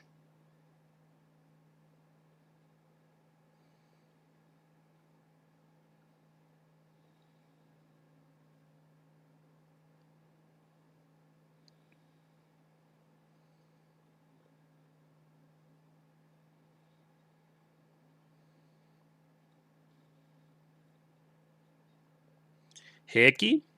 Heiki Hachara? Oh my god.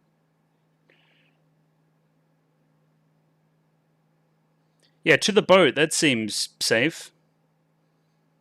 Just for reference. Yeah, not long.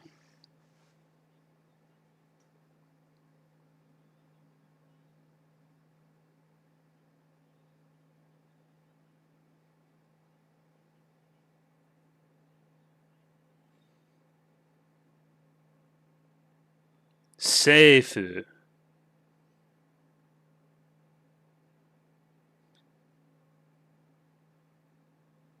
I see.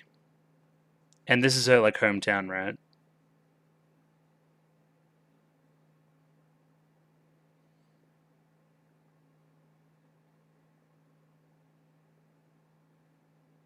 The power of hand holding?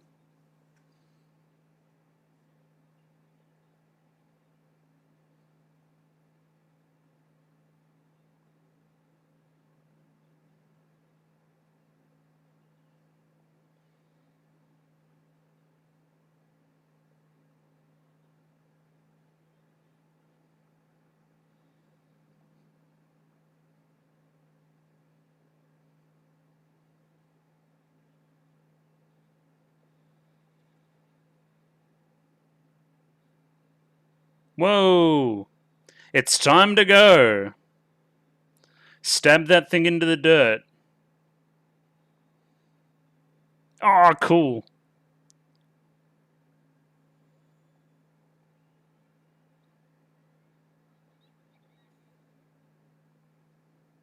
Sick.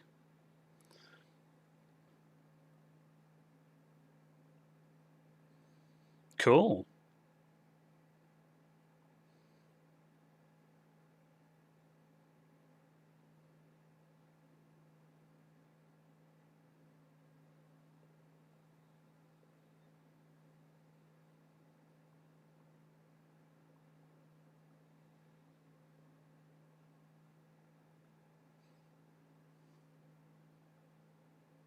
Pretty sick. I've got a lot to say about this in contrast to Weathering with You and Your Name. Like a lot. Because it kind of takes elements from both in a weird way. Again, I'll talk about it at great length probably tomorrow. All right.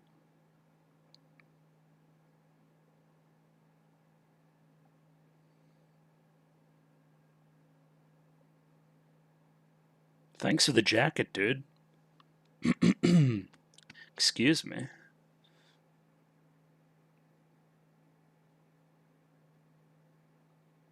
Yeah, it's a time. It's a place where time doesn't exist as well, which is what we said. Interesting. Yo. Okay, that's really cool. Sure, I understand too. Yeah, there's some time travel shit with butterflies as well. Think about it.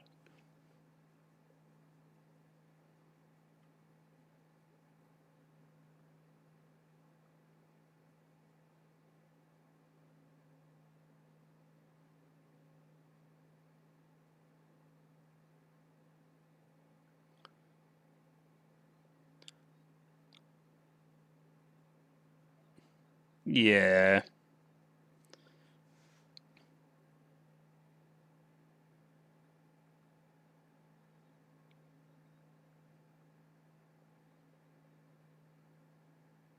this is pretty tragic.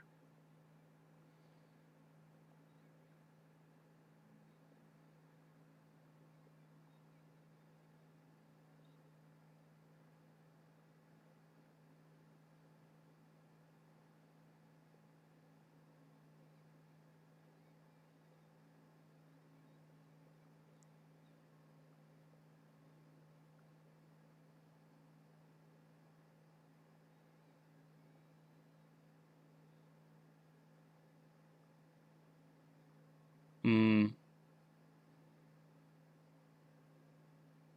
Where's the "I'll be your mum now"?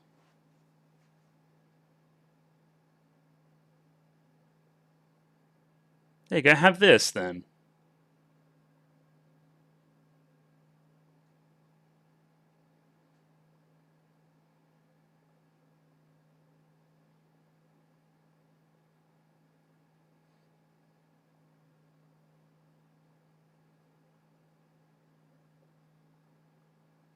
It's true.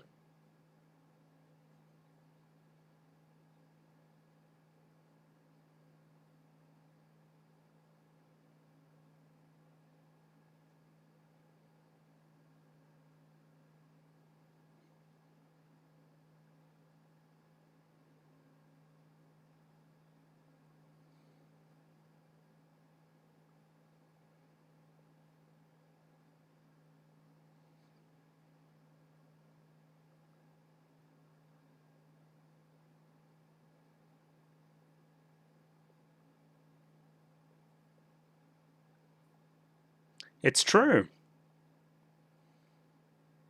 Okay, pretty boy.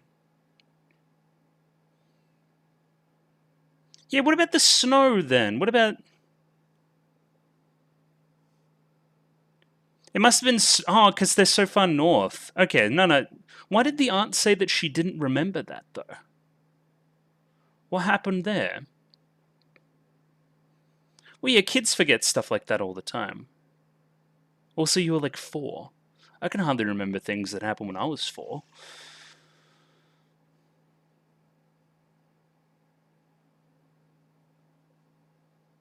And there's Rad Wimps. I'm going to imagine there's a little bit more, though. Yeah.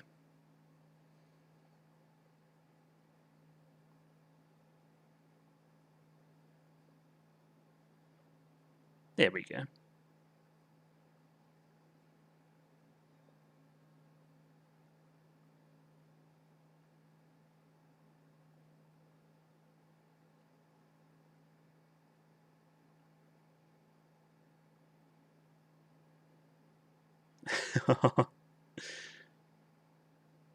Oh. You were just being a good friend.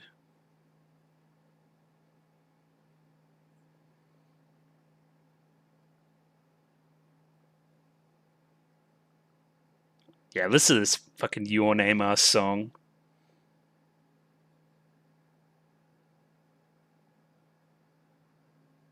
Yeah.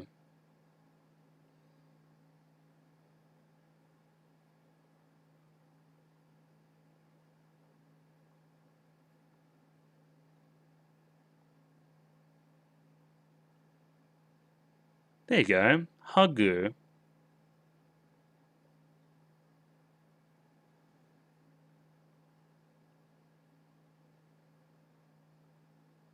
Maybe when you're of age.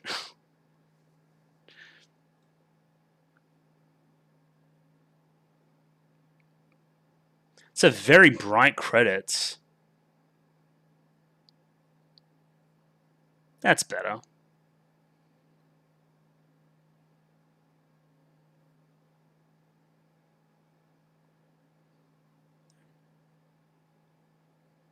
Cute. Less cute.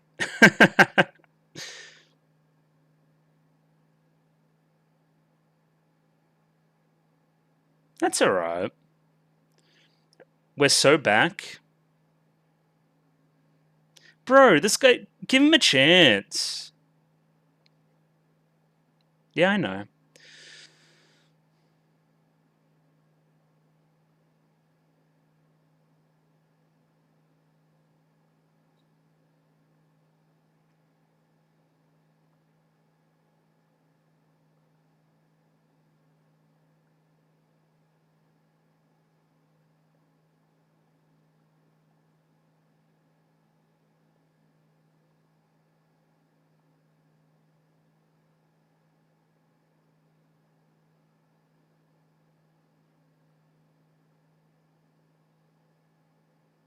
There he is.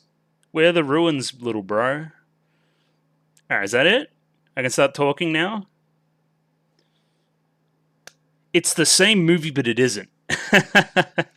is my main thing, right? Because again, like dreamlike quality, natural disaster, based on a at least young adult teenage relationship, uh, ties to Japanese mythology, uh, loads more stuff, right?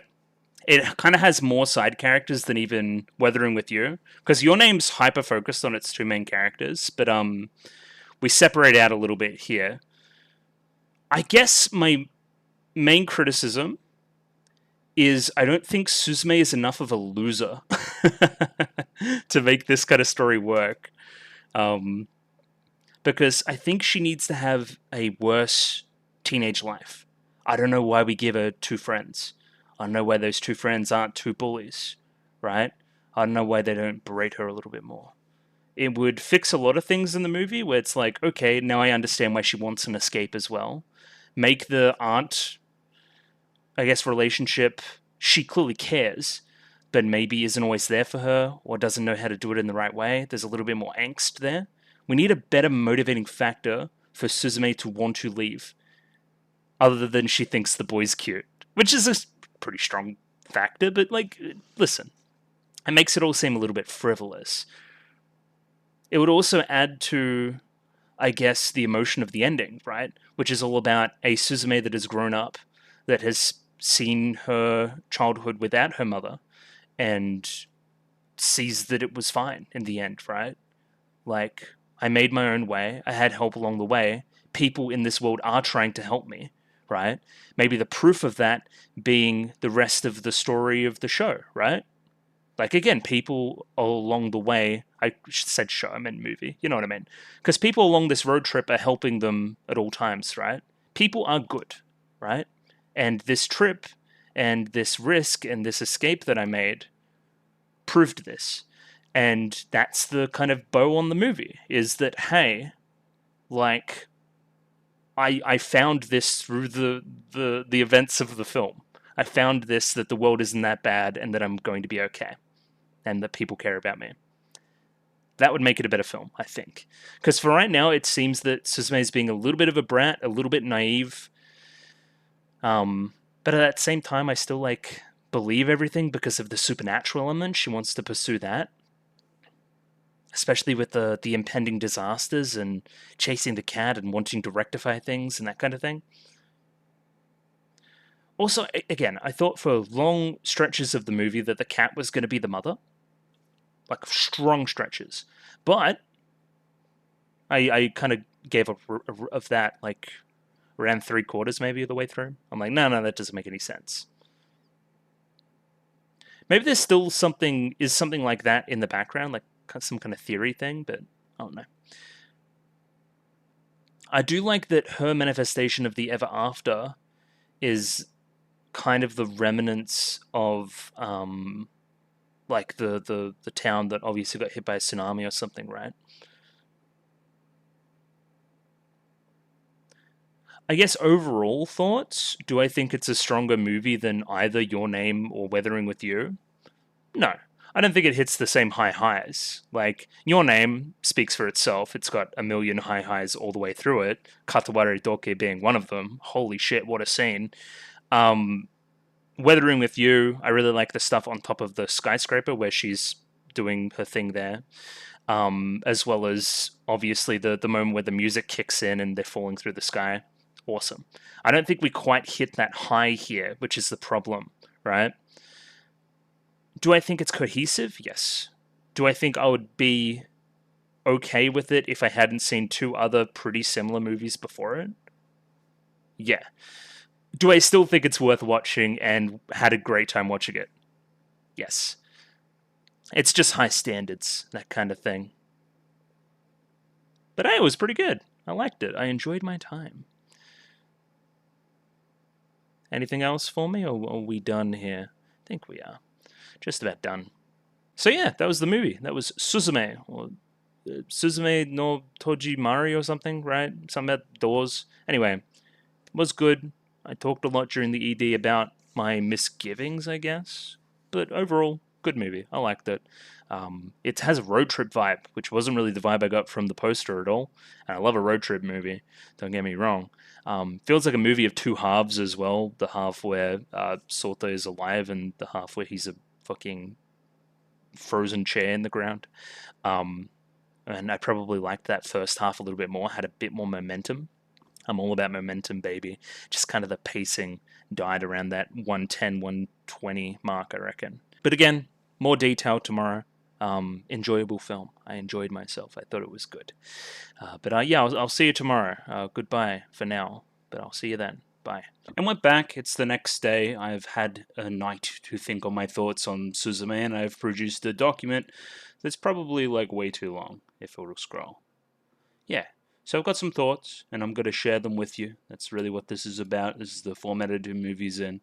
Notes up here, movie down here. I can skip to wherever I want, like there, or like there, or I don't know, back here towards the start because I'm done with doing examples. But basically that. I think this format works pretty well. Again, it's not like my TV anime stuff where I'll go back through in full detail and relook at everything. It's just not feasible for a movie, especially one that's over 2 hours long, even if slightly. And yeah, I don't have much time here today, so I'm just going to kind of jump in and read my notes, which contain most of my thoughts on the movie. Number one, did I like the movie? Yes, the movie's fantastic. I really enjoyed it. I'm happy I watched it. It was a good use of my time, which is about my standard for stuff generally. Do I also think that the movie could be better? Also, yes. It's got room for improvement, especially when comparing it in maybe an insufferable way to the two movies from Shinkai that preceded it. Again, this isn't going to be a full Shinkai jerk-off fest because again, I've only really seen Your Name and Weathering with You, two movies that I really enjoy. So I'm going to compare them to this one. They share a lot of thematic and plot and character elements. Like a lot, which I'll shout out as I see them. I've got a number of points where I compare them. I guess this is a broad spoiler warning for the both of these movies too. If you do not want Your Name nor Weathering with You spoiled for you right now, then you should click off the video. But know that I liked Suzume, and you should probably go watch those other two movies as well, because they are very similar. So again, like all of these, I'm going to do a plot synopsis quickly, and I think Wikipedia is the best way to do this, so I'm going to get up Wikipedia. Here we are. Hello, Wikipedia. How much money did this movie make, actually? Yeah, pretty good box office. Jesus Christ. Yeah, becoming the fourth highest grossing film of 2022 in Japan and the fourth highest grossing Japanese film of all time. Holy fuck. Shinkai can still make some fucking money. Holy shit, he is bankable. Although the film's plot was criticized by some for being structurally similar to Shinkai's other works. Oh no, they're me. Well, again, criticism's a hard one because I think there's some different elements. Either way, let's jump in here. I'm wasting time. Suzume Owato is a 17-year-old, which is an important detail, it turns out, high school girl who lives with her aunt in a quiet town in the Kyushu region, which is pretty far south. That's all you need to know geographically. We're going north through a lot of the movie. And it's also in 2023, which, as we find out, is very specific as well. We'll talk about it. It was something that I didn't really think of. I just thought it was a general thing rather than attached to a specific moment in time. Either way, while heading to school, she encounters a young man searching for an abandoned area with a door. So she informs him of an abandoned onsen, or a spa, resort nearby, and curiously follows him. Well, kind of. She takes a moment to think, damn, he's cute, and then follows him, which I guess is a valid reason. Why not? You're 17. Go off, queen. There she discovers a door standing alone on its frame. She opens it to witness a starlit field inside, which she can't enter. She trips over a cat statue on the floor, which turns out to be a real cat, and flees. Frightened, Suzume rushes back to school. This is all very interesting because now, having finished the film, you know that a lot of this content here is only because of what happened in the past, right?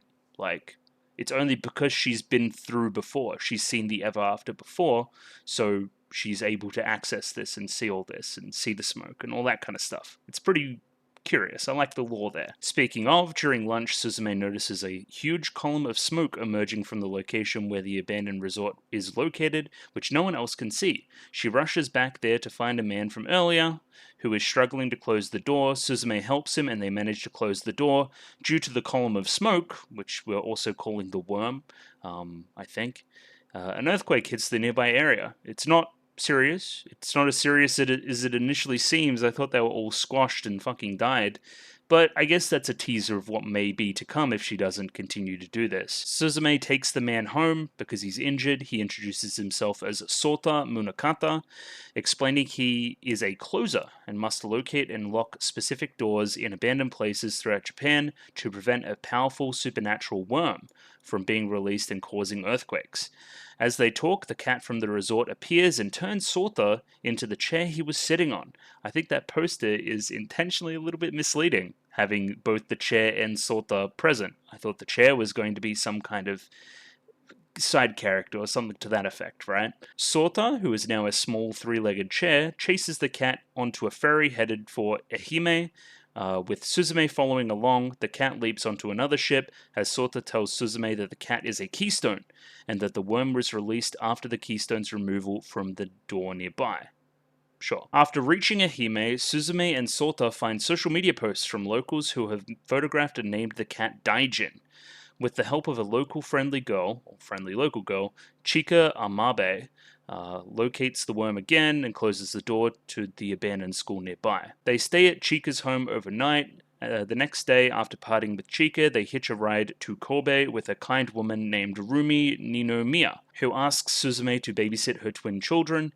In the evening, Suzume spots Daijin, who leads her and Sota to the abandoned amusement park where the worm is trying to emerge again from the Ferris wheel. They manage to lock the door and the worm disappears. Sota explains that the portal within the door leads to the Ever After, a place where souls go after death.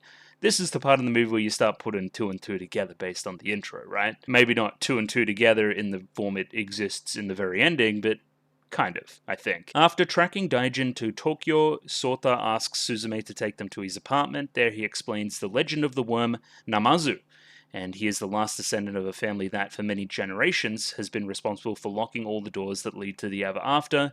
He says there are two keystones that seal the worm. The western keystone has become Daijin, while the eastern keystone is unknown. He warns that if the worm tries to emerge in Tokyo, it would cause an earthquake of the same magnitude as the 1923 Great Kanto earthquake. Let's have a little read here, I think. Yeah, magnitude 7.9 to 8.2. That's pretty fucking bad. I'd imagine that's pretty devastating, but again, as we know, Japan's very close to that fault line. Suzume notices the worm emerging again, and the two follow it. The worm takes a huge form in the sky, and the two fly over it, Sure. Daijin reappears and reveals that he has passed on his function as a keystone to Sota. Sota suddenly turns into a keystone, and Suzume reluctantly uses him up to lock the giant worm. So, one thing, I think we kind of dropped this Daijin storyline, right? Is Daijin just he's just a cat? He's just a cat and he wants Suzume's attention. Is that it? Is that, like, let's rewatch here for a second. Because the cat's all, like, disheveled and fucked, right? And yeah, she leaves the door slightly ajar there as well, which is important. Anyway, she says good things about the cat, like the cat's cute and feeds it, and then it gets, like looks like a normal cat. It's like, sweet. Now I want Suzume to be my cat mum or something. And then is framed very villainously through a lot of the movie. And then we don't really address that very much. I guess, yeah, the cat just wants to be loved like a cat, I guess. There's probably something metaphorically there with her and the aunt, considering what happens in the third act as well. But again, we'll talk about it, I think, a little bit more. But it's kind of dropped. It's one of my few criticisms of the movie for sure. Oh my god, I'm so dumb. Okay, bro, all I had to do was think about it for a second. The cat represents Suzume. And Suzume is the cat's surrogate parent, right? It's left alone. It doesn't have any family left. Presumably they died long ago. I fed it, and then it started to run away, right? And then Suzume is going to chase after it, trying to, I don't know, care for it or scold it, or we don't know what it's going to do, right? At that same time, Suzume is also running away, and her aunt Tamaki is chasing her after feeding her and, raising her and that kind of stuff, right? But not being a real parental figure. She chases Suzume in the same way that Suzume is chasing the cat. And then that makes a whole lot of sense with the scene with the Sadaijin later on, right? The black cat, right? Who had possessed, in quotation marks, Tamaki during that scene. We've also got, the cat clearly like hissing when they're arguing too. There's a lot there. This is clearly the point of the cat. I am very stupid. I am dumb. Okay, cool.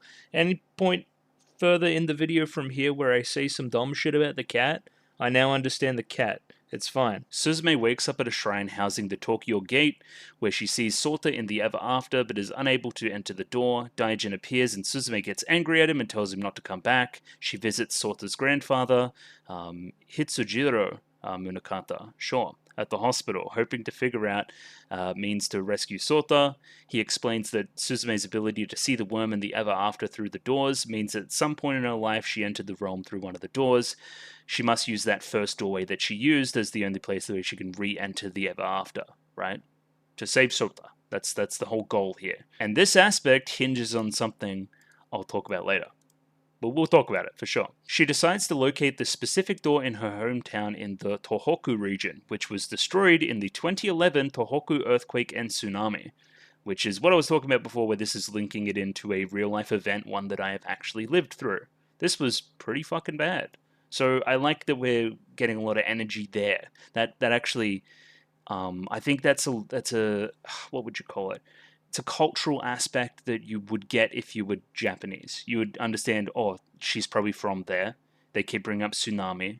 It's 2023. That you would think about it, right? In that kind of respect.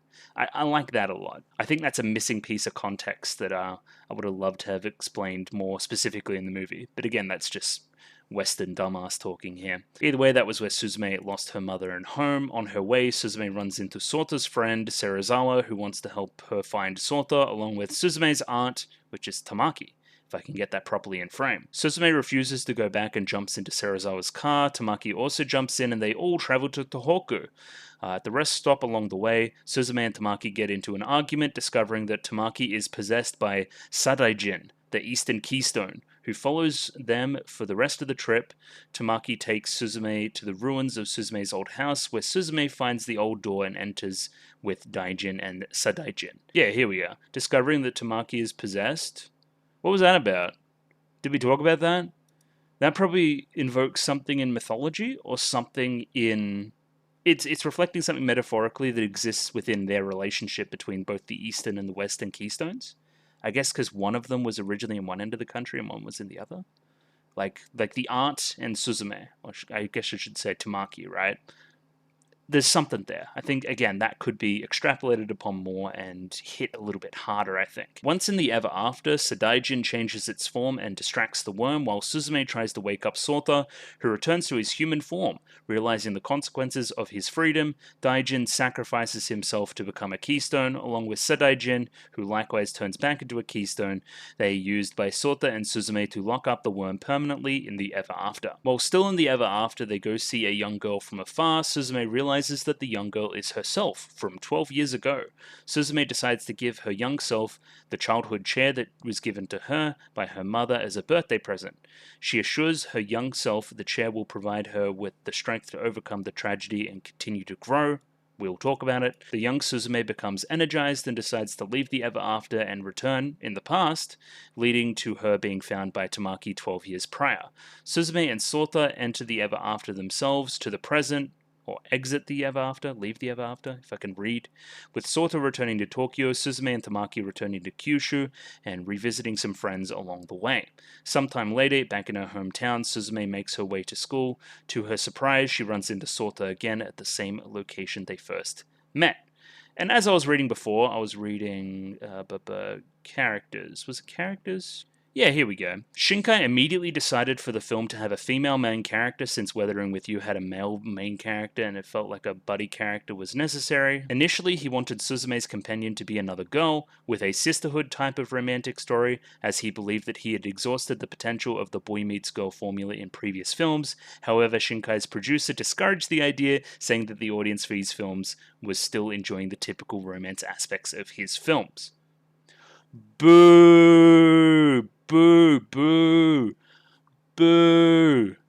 This movie would be so much stronger if it didn't have romance in it. I'm sorry. I did not buy these two for a second. But again, I'll talk about it more. This is just very funny to be in retrospect. And yeah, now we're back over with the notes, right? Cool. So I've read the plot synopsis. That's all well and good. What are we trying to do with this movie? What is the point of the movie? What is the overall... What are you meant to walk away learning? What are you meant to walk away feeling? All these kind of things I'll discuss in this upcoming segment, right? The first one is very clear. It's a natural disaster theme, focus on the human aspect of the natural disasters as well, how they affect communities, families, society as a whole. Shinkai has done this before. You may have heard of a little movie called Your Name. Does this extremely well, especially with a rural-urban divide and kind of the urban city not caring as much about the rural side to it, the destruction that is wrought on the television screens that they see on the news every night, and who is actually being affected on the ground floor. This Suzume gets a similar stuff, I think, right? Again, this is clearly demonstrated through the presence of the giant worm, right? Rises up out of the ground, causes earthquakes. We have explicit ties in that plot synopsis I just read to 2 other earthquake-type disasters that happened in Japan over the course of the history. So, like, it's clearly important. We're trying to prevent these kind of things from happening. Suzume has the personal tie there because of what happened to her mother and her initial hometown and everything else in between. And we're going to talk a lot about weathering with you here. So, your name, let's forget about it for a little bit. It doesn't work with my analogy as well, but you can apply it, but it's harder. Cool. How does Suzume portray / treat the general populace of Japan, right? I would say extremely well. She goes to a pretty nice school. It seems like a nice place. She has a nice auntie. She has 2 nice friends there. She meets a nice guy along the road who pulls her into the plot, which isn't as nice, but still something. She meets Chika. Chika's very nice. Chika's family is very accommodating. She meets Rumi. Rumi has 2 twin children, and they have, I don't know, it feels good. It feels good to be a person, a general person in this movie. Even his friend character that could be perceived as kind of sleazy, right? He's cool. We like that guy by the end. There's the 2 people at the checkouts at the store that is below where Sorta lives, right? Nice people, right? Everybody along the way in this movie who they meet for 2 seconds, even the people on social media, seem really nice. Compare this to Weathering with You, where the major theme of the first part of that movie is Tokyo is scary. Tokyo's scary. Tokyo's gonna pick this kid up and drop him on his neck. That's Weathering with You. Not to mention the underground crime theme that goes through that movie as well. Cool. Then we're going to talk about result. How does the plot treat people as a result of this? Let's start with Suzume. We, as Suzume, feel the need to sacrifice our potential love interest, right? The person we've journeyed along to this point. We're going to sacrifice that person completely to prevent the death of millions. Seems pretty good. We like that, right? But Weathering with You, again, spoilers, we do the literal opposite. I don't care if the world is crazy, I just care about you. I want to save you. It's crazy ballsy in Weathering with You, but it makes sense for the Tokyo and the Japan that they have created there. I just think it's a very interesting note there. We make a nice country, and as a result, we don't we don't we want to save them as opposed to saving our boyfriend. We make the utilitarian decision. It's an interesting one, I think. Anyway, continuing on with the natural disaster thing, we're going to talk about Tamaki's characterization, because I think it's pretty good. I really like this idea of her losing a decade, right? Let's imagine, I think she's 40, so let's imagine that this happened when she was 28, right? Just, professional life kind of starting up in a real way, going to start to date seriously, try to look for something, settle down, blah, blah, blah, blah, blah.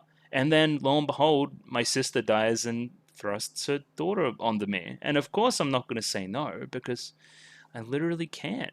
I can't, right? And this is a very important decade of her life that she now thinks, in essence, is lost. And that leads to a lot of angst. In that same way, Suzume isn't getting the same things out of the relationship that she wants either, right?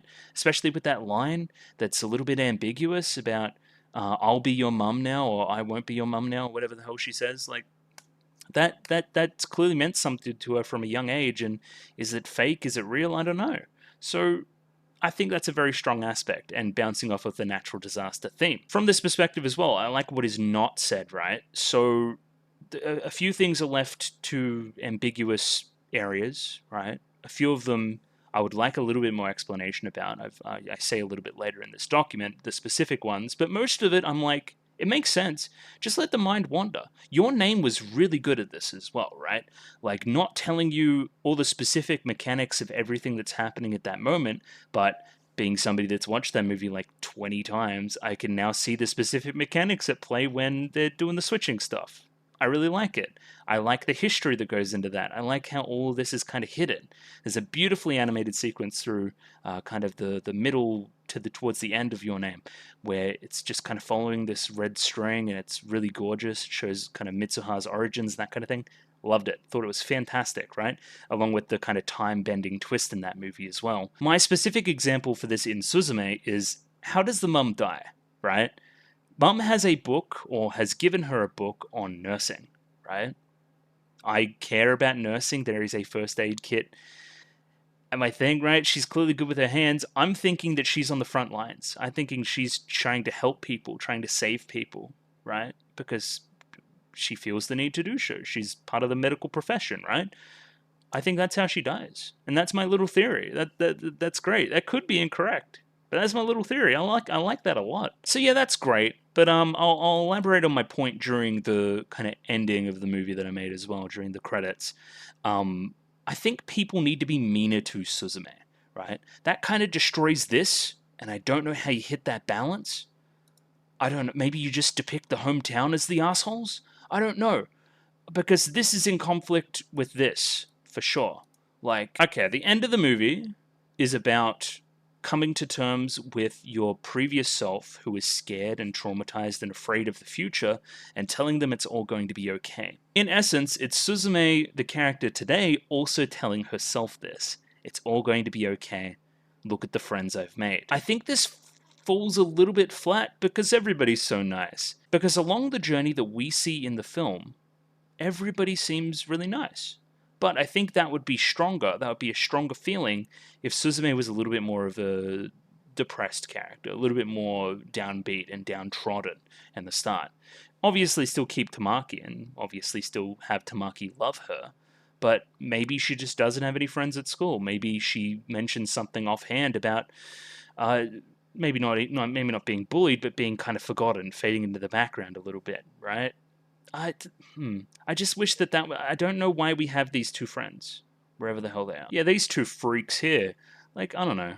I don't know. It's another criticism I have about the dub of Your Name. I think the dub of Your Name makes Mitsuha too much of a loser in kind of contrast. I don't feel like it fits her characterization with the sub very well. I don't know. That's just another weird thing that I have. But yeah, we need a lower base here to make the ending hit harder, to make me feel something. It's that, or the romance needs to be better, which, again, I'll talk about it. Either way, let's scroll down even further. We have a time manipulation theme. Events are not always presented in the correct order along a chronological scale. This is also a film that has a paradox-esque reveal at the end of the film, where it was, I was my own mother in my own memory, giving myself the thing, and I was wearing his lab coat, which is kind of clever.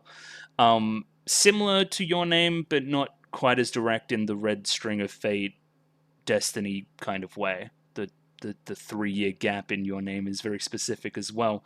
It's less pronounced like that. It's more ancillary, but it's still there. And I'm thinking it's interesting because you're almost playing Shinkai bingo at this point, right? Either way, continuing down here, there's a Japanese spiritualism theme. Your Name, Weathering with You. Again, he's an open book, right? Namazu is the name of this giant catfish thing, but we call it a worm. I don't know why there's that distinction. And it causes earthquakes. This is a thing in Japanese mythology. It was also even blamed for, you know what I mean, for that specific earthquake we mentioned before in the 1920s. Again, this operates in a similar realm to Shinkai's other movies, which involve the little sake, the rice sake. That's very important. From Your Name, as well as the hair ribbon. That's very important too. Weathering with You, less pronounced here, but there's still some general thing about the weather girls or whatever we call them. I think they have a more specific name in the dub or something. But yeah, there's some element of that, right? That this isn't going to last forever and that she's going to fade away. We're taking upon a lot of that stuff. Again, probably works better for its target audience, which is Japanese people. Cool, let's talk about something that's actually different. This movie is a road trip movie. What are road trip movies meant to do, right? They're meant to be like a journey. It's meant to be a physical journey as well as an emotional journey. I think it gets the physical journey done, not maybe always the emotional journey in the correctest way. There's definitely a arc for Suzume, and I think it's executed quite well. It's just everyone else that's kind of a little bit down. Anyway, road trip movies are generally used to show off the place they're in as well. Let's show off Australia, right? Road trip movie about Australia. Let's go to fucking Sydney and see the Opera House and go to Uluru and go to Perth and all that kind of stuff, right? Like, we're going to show off the place. I think we do a pretty good job here, kind of following that eastern coastline, right? Up through Shikoku, out of Shikoku into Kobe, and then up to Tokyo and beyond, even further north to the Tohoku region. We're also going to meet multiple memorable characters. I think we accomplished this as well. That's a tick. We're always on the move, and we're not always bringing everybody else with us, so like Planes, Trains, and Automobiles is another good example. You're running into lots of fun and kooky characters there. What's the other thing it does here? Gets the characters out of their comfort zones, right? I feel nervous for Suzume in scenes where she feels nervous. Oh no, I have to hide this chair. Oh no, I'm feeling every moment with her when she's on that boat from Thingo to Ehime, right? Where she like, did you see the running chair or the cat or anything else? And she's like, no, I didn't. No, I didn't. I love that stuff. That's great. I felt her being uncomfortable in the hostess bar little thing and taking care of the kids and everywhere else in between, right? Learning how to be a closer. That was all very fascinating. First half of the movie, by the way, but all very fascinating, right? I'll talk about it here. Succeeds in all this until about 50 minutes left. How do we rectify this? It's meant to be a downer part of the movie. There's a sacrifice has been made. Suzume is alone in Tokyo. She has nothing to do, basically. She's trying her best to get something done, but it's tough. And I think she should pick up her attitude better after meeting the grandpa, because she just kind of sucks for a bit, which is fair enough, again, considering the circumstances, but I think it makes the pacing drag. Feeling a little bit of guilt, maybe, that Tamaki's here as well. What are some ways we can rewrite the segment to make it click a little bit better? One, I would involve Serizawa and the songs that he sings a lot more. I think you need to do a rule of threes here. First time he plays a song, we're kind of really not interested. We're really just thinking about where we're going and what we're doing. The second time, maybe we get into it a little bit more. Third time, we're singing along joyfully. Maybe have a stronger reconciliation with Tamaki and Suzume before their little bike ride, which I think was very well executed, but just too late for that segment to really hit. Make Serizawa here more likable too. Make him way more involved with what they have going on. Don't just kind of palm it away by him saying this family's weird and using that for laughs. Maybe make him get a little bit more involved and make me get a little bit more involved as well. I don't know, that would be nice. But I'm also torn about this. It's also a way that this film differs from Shinkai's other works, which is a plus. It isn't a simple boy meets girl, stay in one location story, right? Not that Your Name's really that either, but it doesn't have a road trip element to it. We're kind of teleporting. This one does have a different feel because of that, and that deserves praise. I want to see differences. I want to see... Next movie, and again, this is my closing statement, I really want to see Shinkai out of his comfort zone. I really, really do, right? Write something that isn't about a high school romance. Write something that isn't, well, high school and university student. You know what I mean? Young adult romance. Write something about adults, right? I've heard that Garden of Words is about adults, right? I think. There's also an age gap element to it, I think, as well. But write something else. Write something that isn't about romance. Brothers, father-son, father-daughter, I don't know, lots of stuff. A group of people, an ensemble piece. Get away from the theme of natural disasters. Again, I'll talk about this in a lot more detail later, but get him away from this kind of movie, I think. He's too talented. He's too talented to be doing the same thing over and over again, even if they do keep making money. Cool, this is probably the most critical I'm going to get. The romance in the movie. I just think it kind of misses the mark. I don't buy the two of them together all that much. I believe that she thinks he's cute. So if I go back through here, like there's kind of this stuff where they're on the thing, and the stuff where she uses him as a seat, or he uses her as a seat. The kissing and stuff, sure. Yeah, right here. Look at that. He would love that shit. Me when I'm a chair? Hell yeah. Fuck yeah. I think it's because he's a chair that it's a problem, though, right? He's not a boy. I can't feel a boy-girl romantic relationship if there's no boy. At least not as well. It needs to be humanized more. It needs to have a bit more of a stronger face or something. I couldn't feel it. I couldn't feel it. Again, hate to be the comparing guy again, but Your Name stomps the movie in that regard. Like, there is nothing in Suzume as memorable as the last scene in Your Name. which is it's like a catching your breath at the end of the movie. Your heart's still fucking pounding when those credits roll. Love that shit. Love fucking Your Name. Even Weathering with You, the kind of bonkers nature of the ending and the meeting right there at the end, where we have our main character kind of reconsidering what he's done. Maybe this wasn't the right choice. And then upon seeing her on the hill and her smiling, he's like, nah, fuck this. I made the right choice. That's great. I love that shit. Sota Suzume, not so much of that.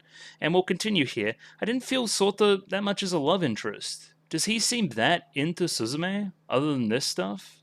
Other than him kind of thawing the icy heart or whatever the hell back here as well? It hinges a lot on this like little montage here too, which is pretty good. I mean, it's fine. It's good. It's just not blowing my mind like everything else. There's a reason why, despite having like maybe 20 minutes of total content along the entire like runtime of Your Name, that romance has stood the test of time. It's because they do a lot with a little. And I think this movie had a lot more time and did less with it.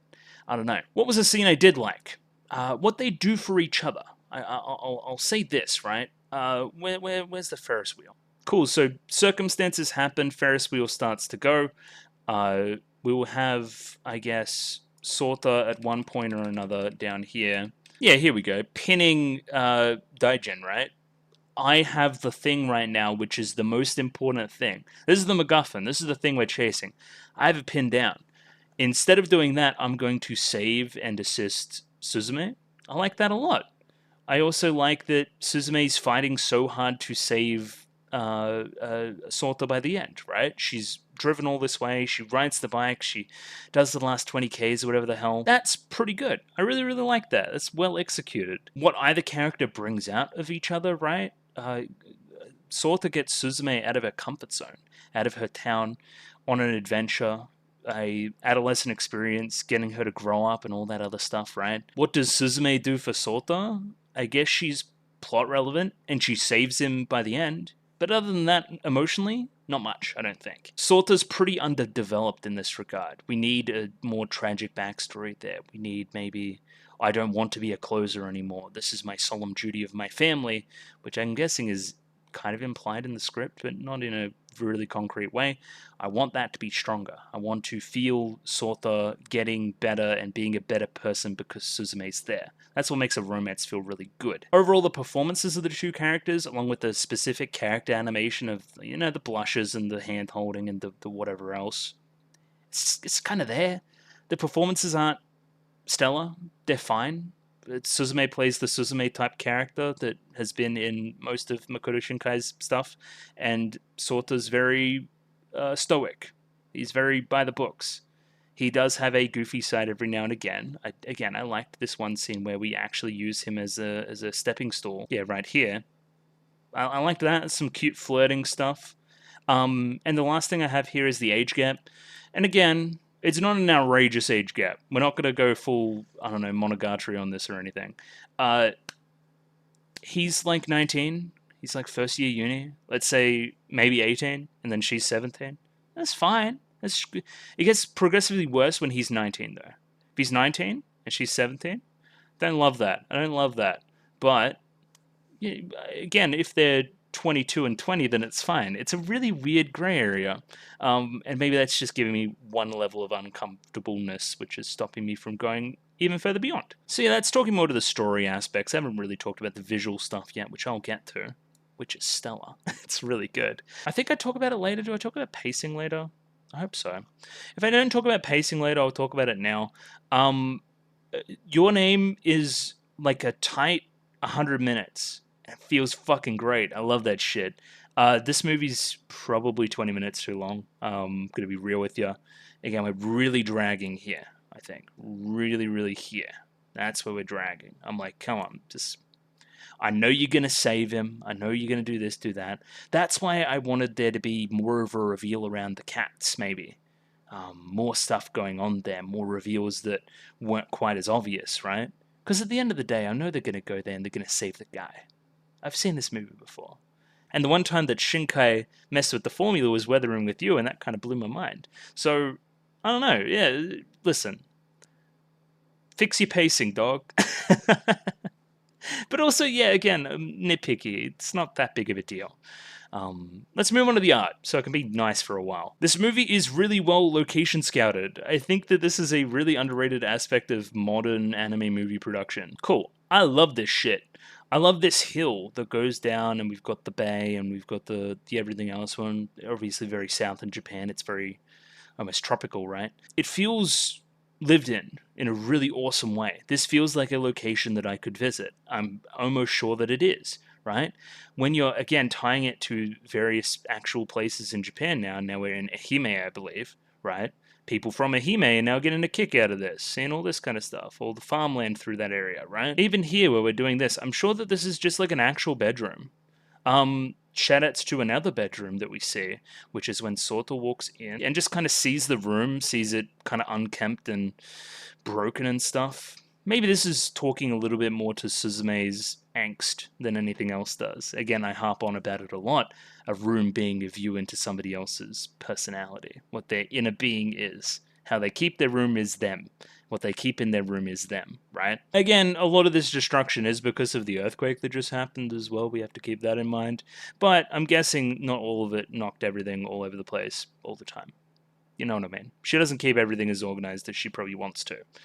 Moving up now to Kobe as well, along with the abandoned amusement park, which I'm almost sure is something that exists as well. This one bus stop, the one McDonald's they visit, this one bridge. I'm sure all of this exists. I'm actually sure that this exists because this is the bridge between an island and another island in Japan. So I'm guessing they location scattered that. That seems pretty important.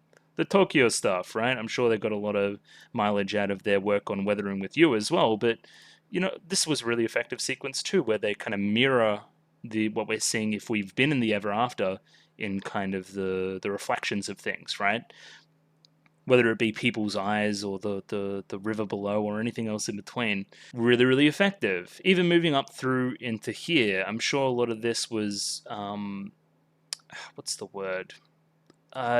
Photos of the disaster zone and that kind of thing. I'm sure a lot of abandoned places are still around up there as well. Location scouting, all that. I think it worked really well. I'm going to say that more than most other movies, I think that it feels lived in and realistic as a result. I really like the creature designs in specifics, the worms or the catfish or whatever the fuck we're calling them. I love the way they squirm up out of the kind of doors, and then the kind of yellow lines come up, power it up, and then it slams into the ground. I like how it pops and stuff and turns into rain if we do end up stopping it. Along with that, there's the sequence here where we're trying to climb up its body or whatever the hell. And hands keep slipping through it. It's like liquid to hold. There's only certain parts that are solid. That's some cool creature design stuff. I really like that. Along with that is the Daijin little cat. He's cute. You can make a plushie of that dude, and I would want it. He's pretty cute. I like that. He's fucking evil as fuck sometimes, but who isn't? Character design wise, pretty safe. If you told ChatGPT to make Makoto Shinkai character designs, they probably would look very similar to those. Not to say that they're not good. There's a few really good designs. I like the guy that simps over Tamaki a lot. If we can find a specific shot of him. Yeah, this guy. I like him a lot. I like his design. Along with Rumi and the two kids. I like them. I like Chica's design a lot. Very big eyes, very bubbly, fits her personality for sure. The grandpa's a bit on the nose, but sure, he's pretty good. And Sota, yeah, he does it for me. He's pretty hot, so sure, he's a good character design.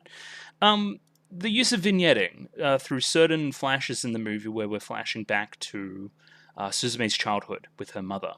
Her mother, who's also played by Kana Hanazawa as well, which is funny. I never thought I would see the day where Kana Hanazawa is now playing mother characters, but I digress.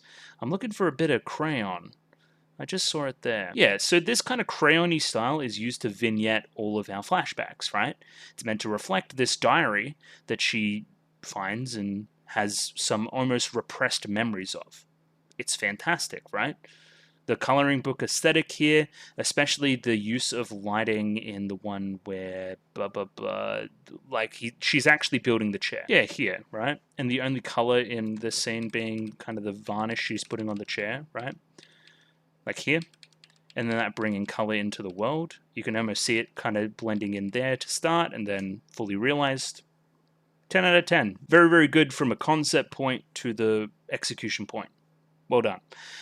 Ever After as well is obviously the selling point of the movie. It's on the poster for a reason. It looks fucking gorgeous.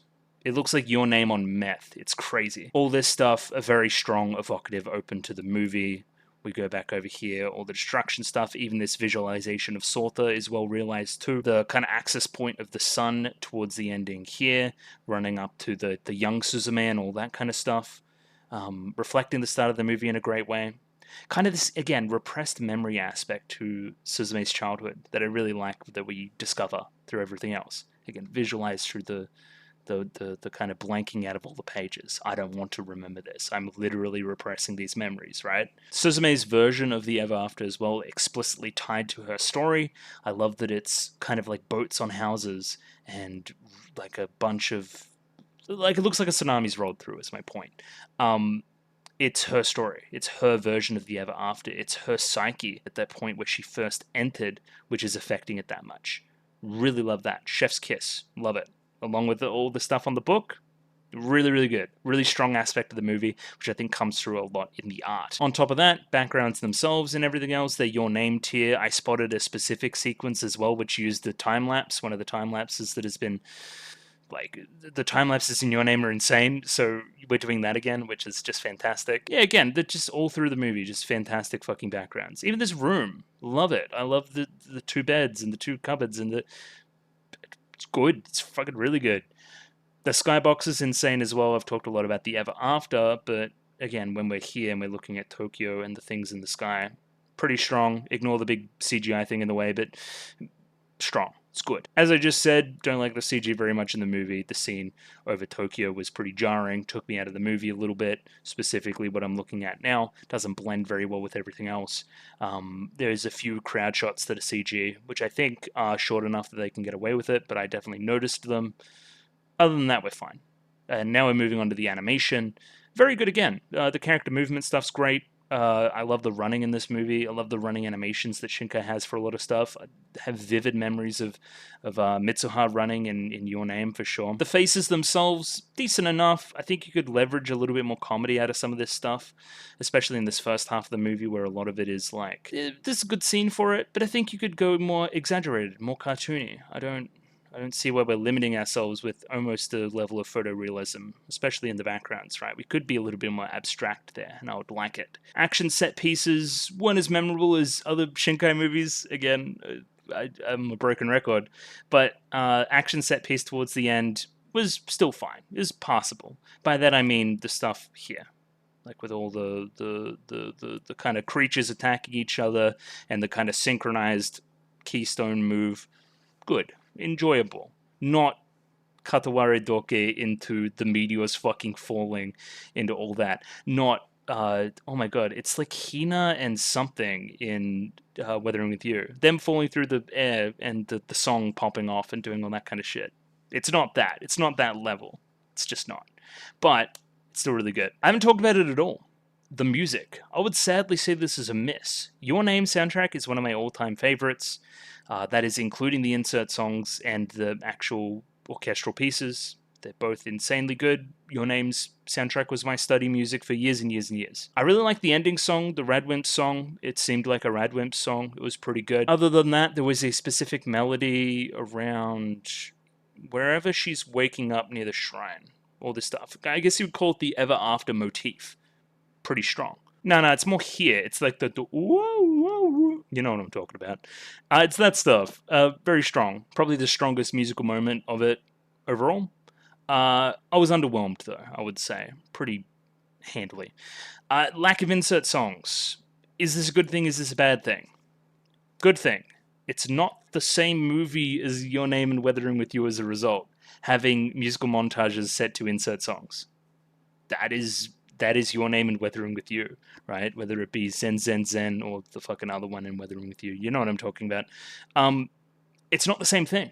That's good, but If you've been watching my Frieren series, I fucking love a musical montage. Give me one of them. So not having one of them in the movie, especially a propulsive one that could do a lot of character work, maybe here, selling the relationship a lot more. The use of the musical montage in Your Name is insanely good. Insane. It's insane. It's genuinely the basis for most of the romance. Genuinely. It's so good. So we need something else. We need another hook there. We need something. I'm a personal fan. I would have loved to see it. I don't know. Just a me thing. Any other notes? Grandpa thing kind of goes nowhere, and the best friend thing kind of goes nowhere, and as I've said before, the cat thing kind of goes nowhere. I think it stinks of, I say cut content, it's more of a game thing, but rewrites. I feel like this movie had been rewritten a few times, and we just kind of leaving stuff that doesn't always get resolved in the best way. The grandpa has plot utility, but we don't really see a scene of him and his grandson reuniting at all. Huh? What? Why? The Teruzawa stuff gets pushed to the side as well. We don't care about his $200 or whatever the hell that he apparently owed, which was weird. And the cats, I just thought the cats needed a better link to Suzume overall that is less metaphorical and more direct. We kind of dropped the Tamaki storyline too long. Here, she learns from Doofus over here that she can track where they're going through their bank account, right? Oh, they spent money on Mickey D's in Kobe. They must be in Kobe. Okay, well, time to get in my car and chase them. Cool. Now, you two should go together and we'll get multiple scenes as we're going of you two bonding and chasing the two of them. And then by the end of the movie, when she says, I wasted my time or whatever the hell on you, when she kind of has that outburst to Suzume, this guy can hold her hand a little bit and be like the victor there. That'd be something. It'd give these two characters something to do, because I do like this guy. Is that a little bit too cliche? I thought it would have been kind of tight. Have their own little romance that's reflecting the road trip romance of the rest of the movie. It's food for thought. I thought it would have been kind of slick. Again, maybe stinks of being cut or something like that. Something that was in an initial write, but not in a rewrite. Something like that. Overall, I think the movie maybe even peaked during this Chica segment. I'm like, if this is the kind of mode we're going to the movie, do this like 2 or 3 or 4 more times, and then end the movie, not where we ended the movie, end the movie where we finished the road trip. I was like, okay, this movie fucking rocks. Yeah, I just thought it kind of matched the tone really well. I thought it was nice and frivolous early in a cool way.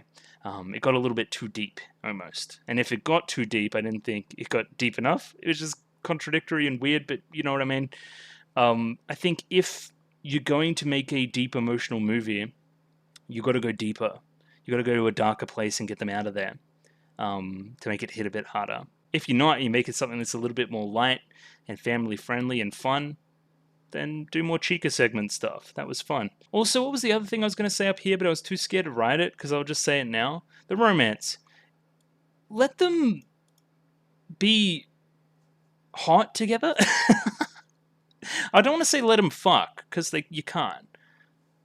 Let them have the hots for each other a bit more. Let them like perv on each other or something. Because that element of Your Name, which is very relatable and instantly attracts the two characters to each other. It's a little bit chaste, I think. There could be a little bit more sexual tension to the movie too.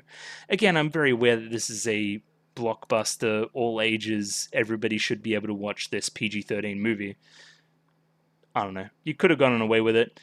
What should Shinkai do next is the next question here. Something completely different, please. For the love of God, please do something completely different.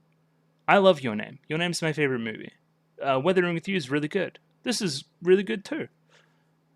Make something else. You're too talented to be making the same thing over and over again. You really are. Would I recommend the film? Wholeheartedly, yes. Please watch this movie. If you get a spare 2 hours, it's a great movie. It's breezy, right? You don't need to focus the whole time like an Akira or like a Perfect Blue, even though Perfect Blue's pacing is so insanely good that it didn't matter. It's a perfect introductory movie as well. It's very accessible. So if you want to watch something like that executes on most of its ideas and is very pretty, watch Suzume. But I have 2 other qualifiers. Would I recommend that if you haven't seen Shinkai's other movies first, that you probably should? Even the ones I haven't seen? Yeah, probably. In retrospect, maybe I should have put Garden of Words on the poll. That would have been funny. I would have liked that. Do I also recommend that you check out Perfect Blue, Akira, or Norska first, the 3 movies that I've watched in this series up to this point? I would also say that. I would say this is pretty easily the worst one I've seen so far. And they've all been really good. So, again, very, very high standards here. These are 3 of the best anime movies of all time. So, if it's not as good as those, but still pretty good, I still think that's pretty good. I don't know, what were some other sequences I like so I can stop being so negative? All the song uses during here was pretty fun. I really liked that.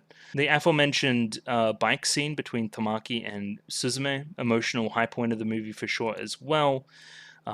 Again, Chica with the oranges, pretty based. All this stuff, all this girl talk type segment where you're half talking about your boyfriend, half not. Pretty fun. Maybe maybe don't make it like a mysterious boy on the street. Make this a previously established relationship. Maybe they are boyfriend and girlfriend already going to that school. That could be a cool writing change as well. But either way, I've rambled enough. Thanks for watching the movie. I thought it was really fun. I'm going to watch another one next week. It's called, or not next week, the week after. It's called In This Corner of the World. So please look forward to it. I think it's handily the longest one, so look forward to that. And also something that I really want to see. So looking forward to that next week as well. From that point, maybe another poll for a TV anime again, and then we'll do some more movies later. I'm still deciding. I don't know what to do. I'm very indecisive, but Suzume good. I enjoy Suzume. Chill stuff. If you like the video, consider liking the video. If you like the video and you want to see more, consider subscribing to the channel. Comment below anything you thought about the episode, anything I could do to improve my presentation. Comment below. I'm doing follow for follow on Twitter, so follow me on Twitter if you'd like me to follow you back. And the Discord. Join Discord. Love Discord. Discord. And yeah, I'll catch you guys whenever you see me next on the channel. If this is your first video on the channel, hello, hi. Also, watch my other stuff. You can go to, they're all playlisted out. I've watched a lot of good shows. You've probably seen one of them. And yeah, goodbye. I'll catch you guys next week or some other time. Bye-bye. Thanks for watching.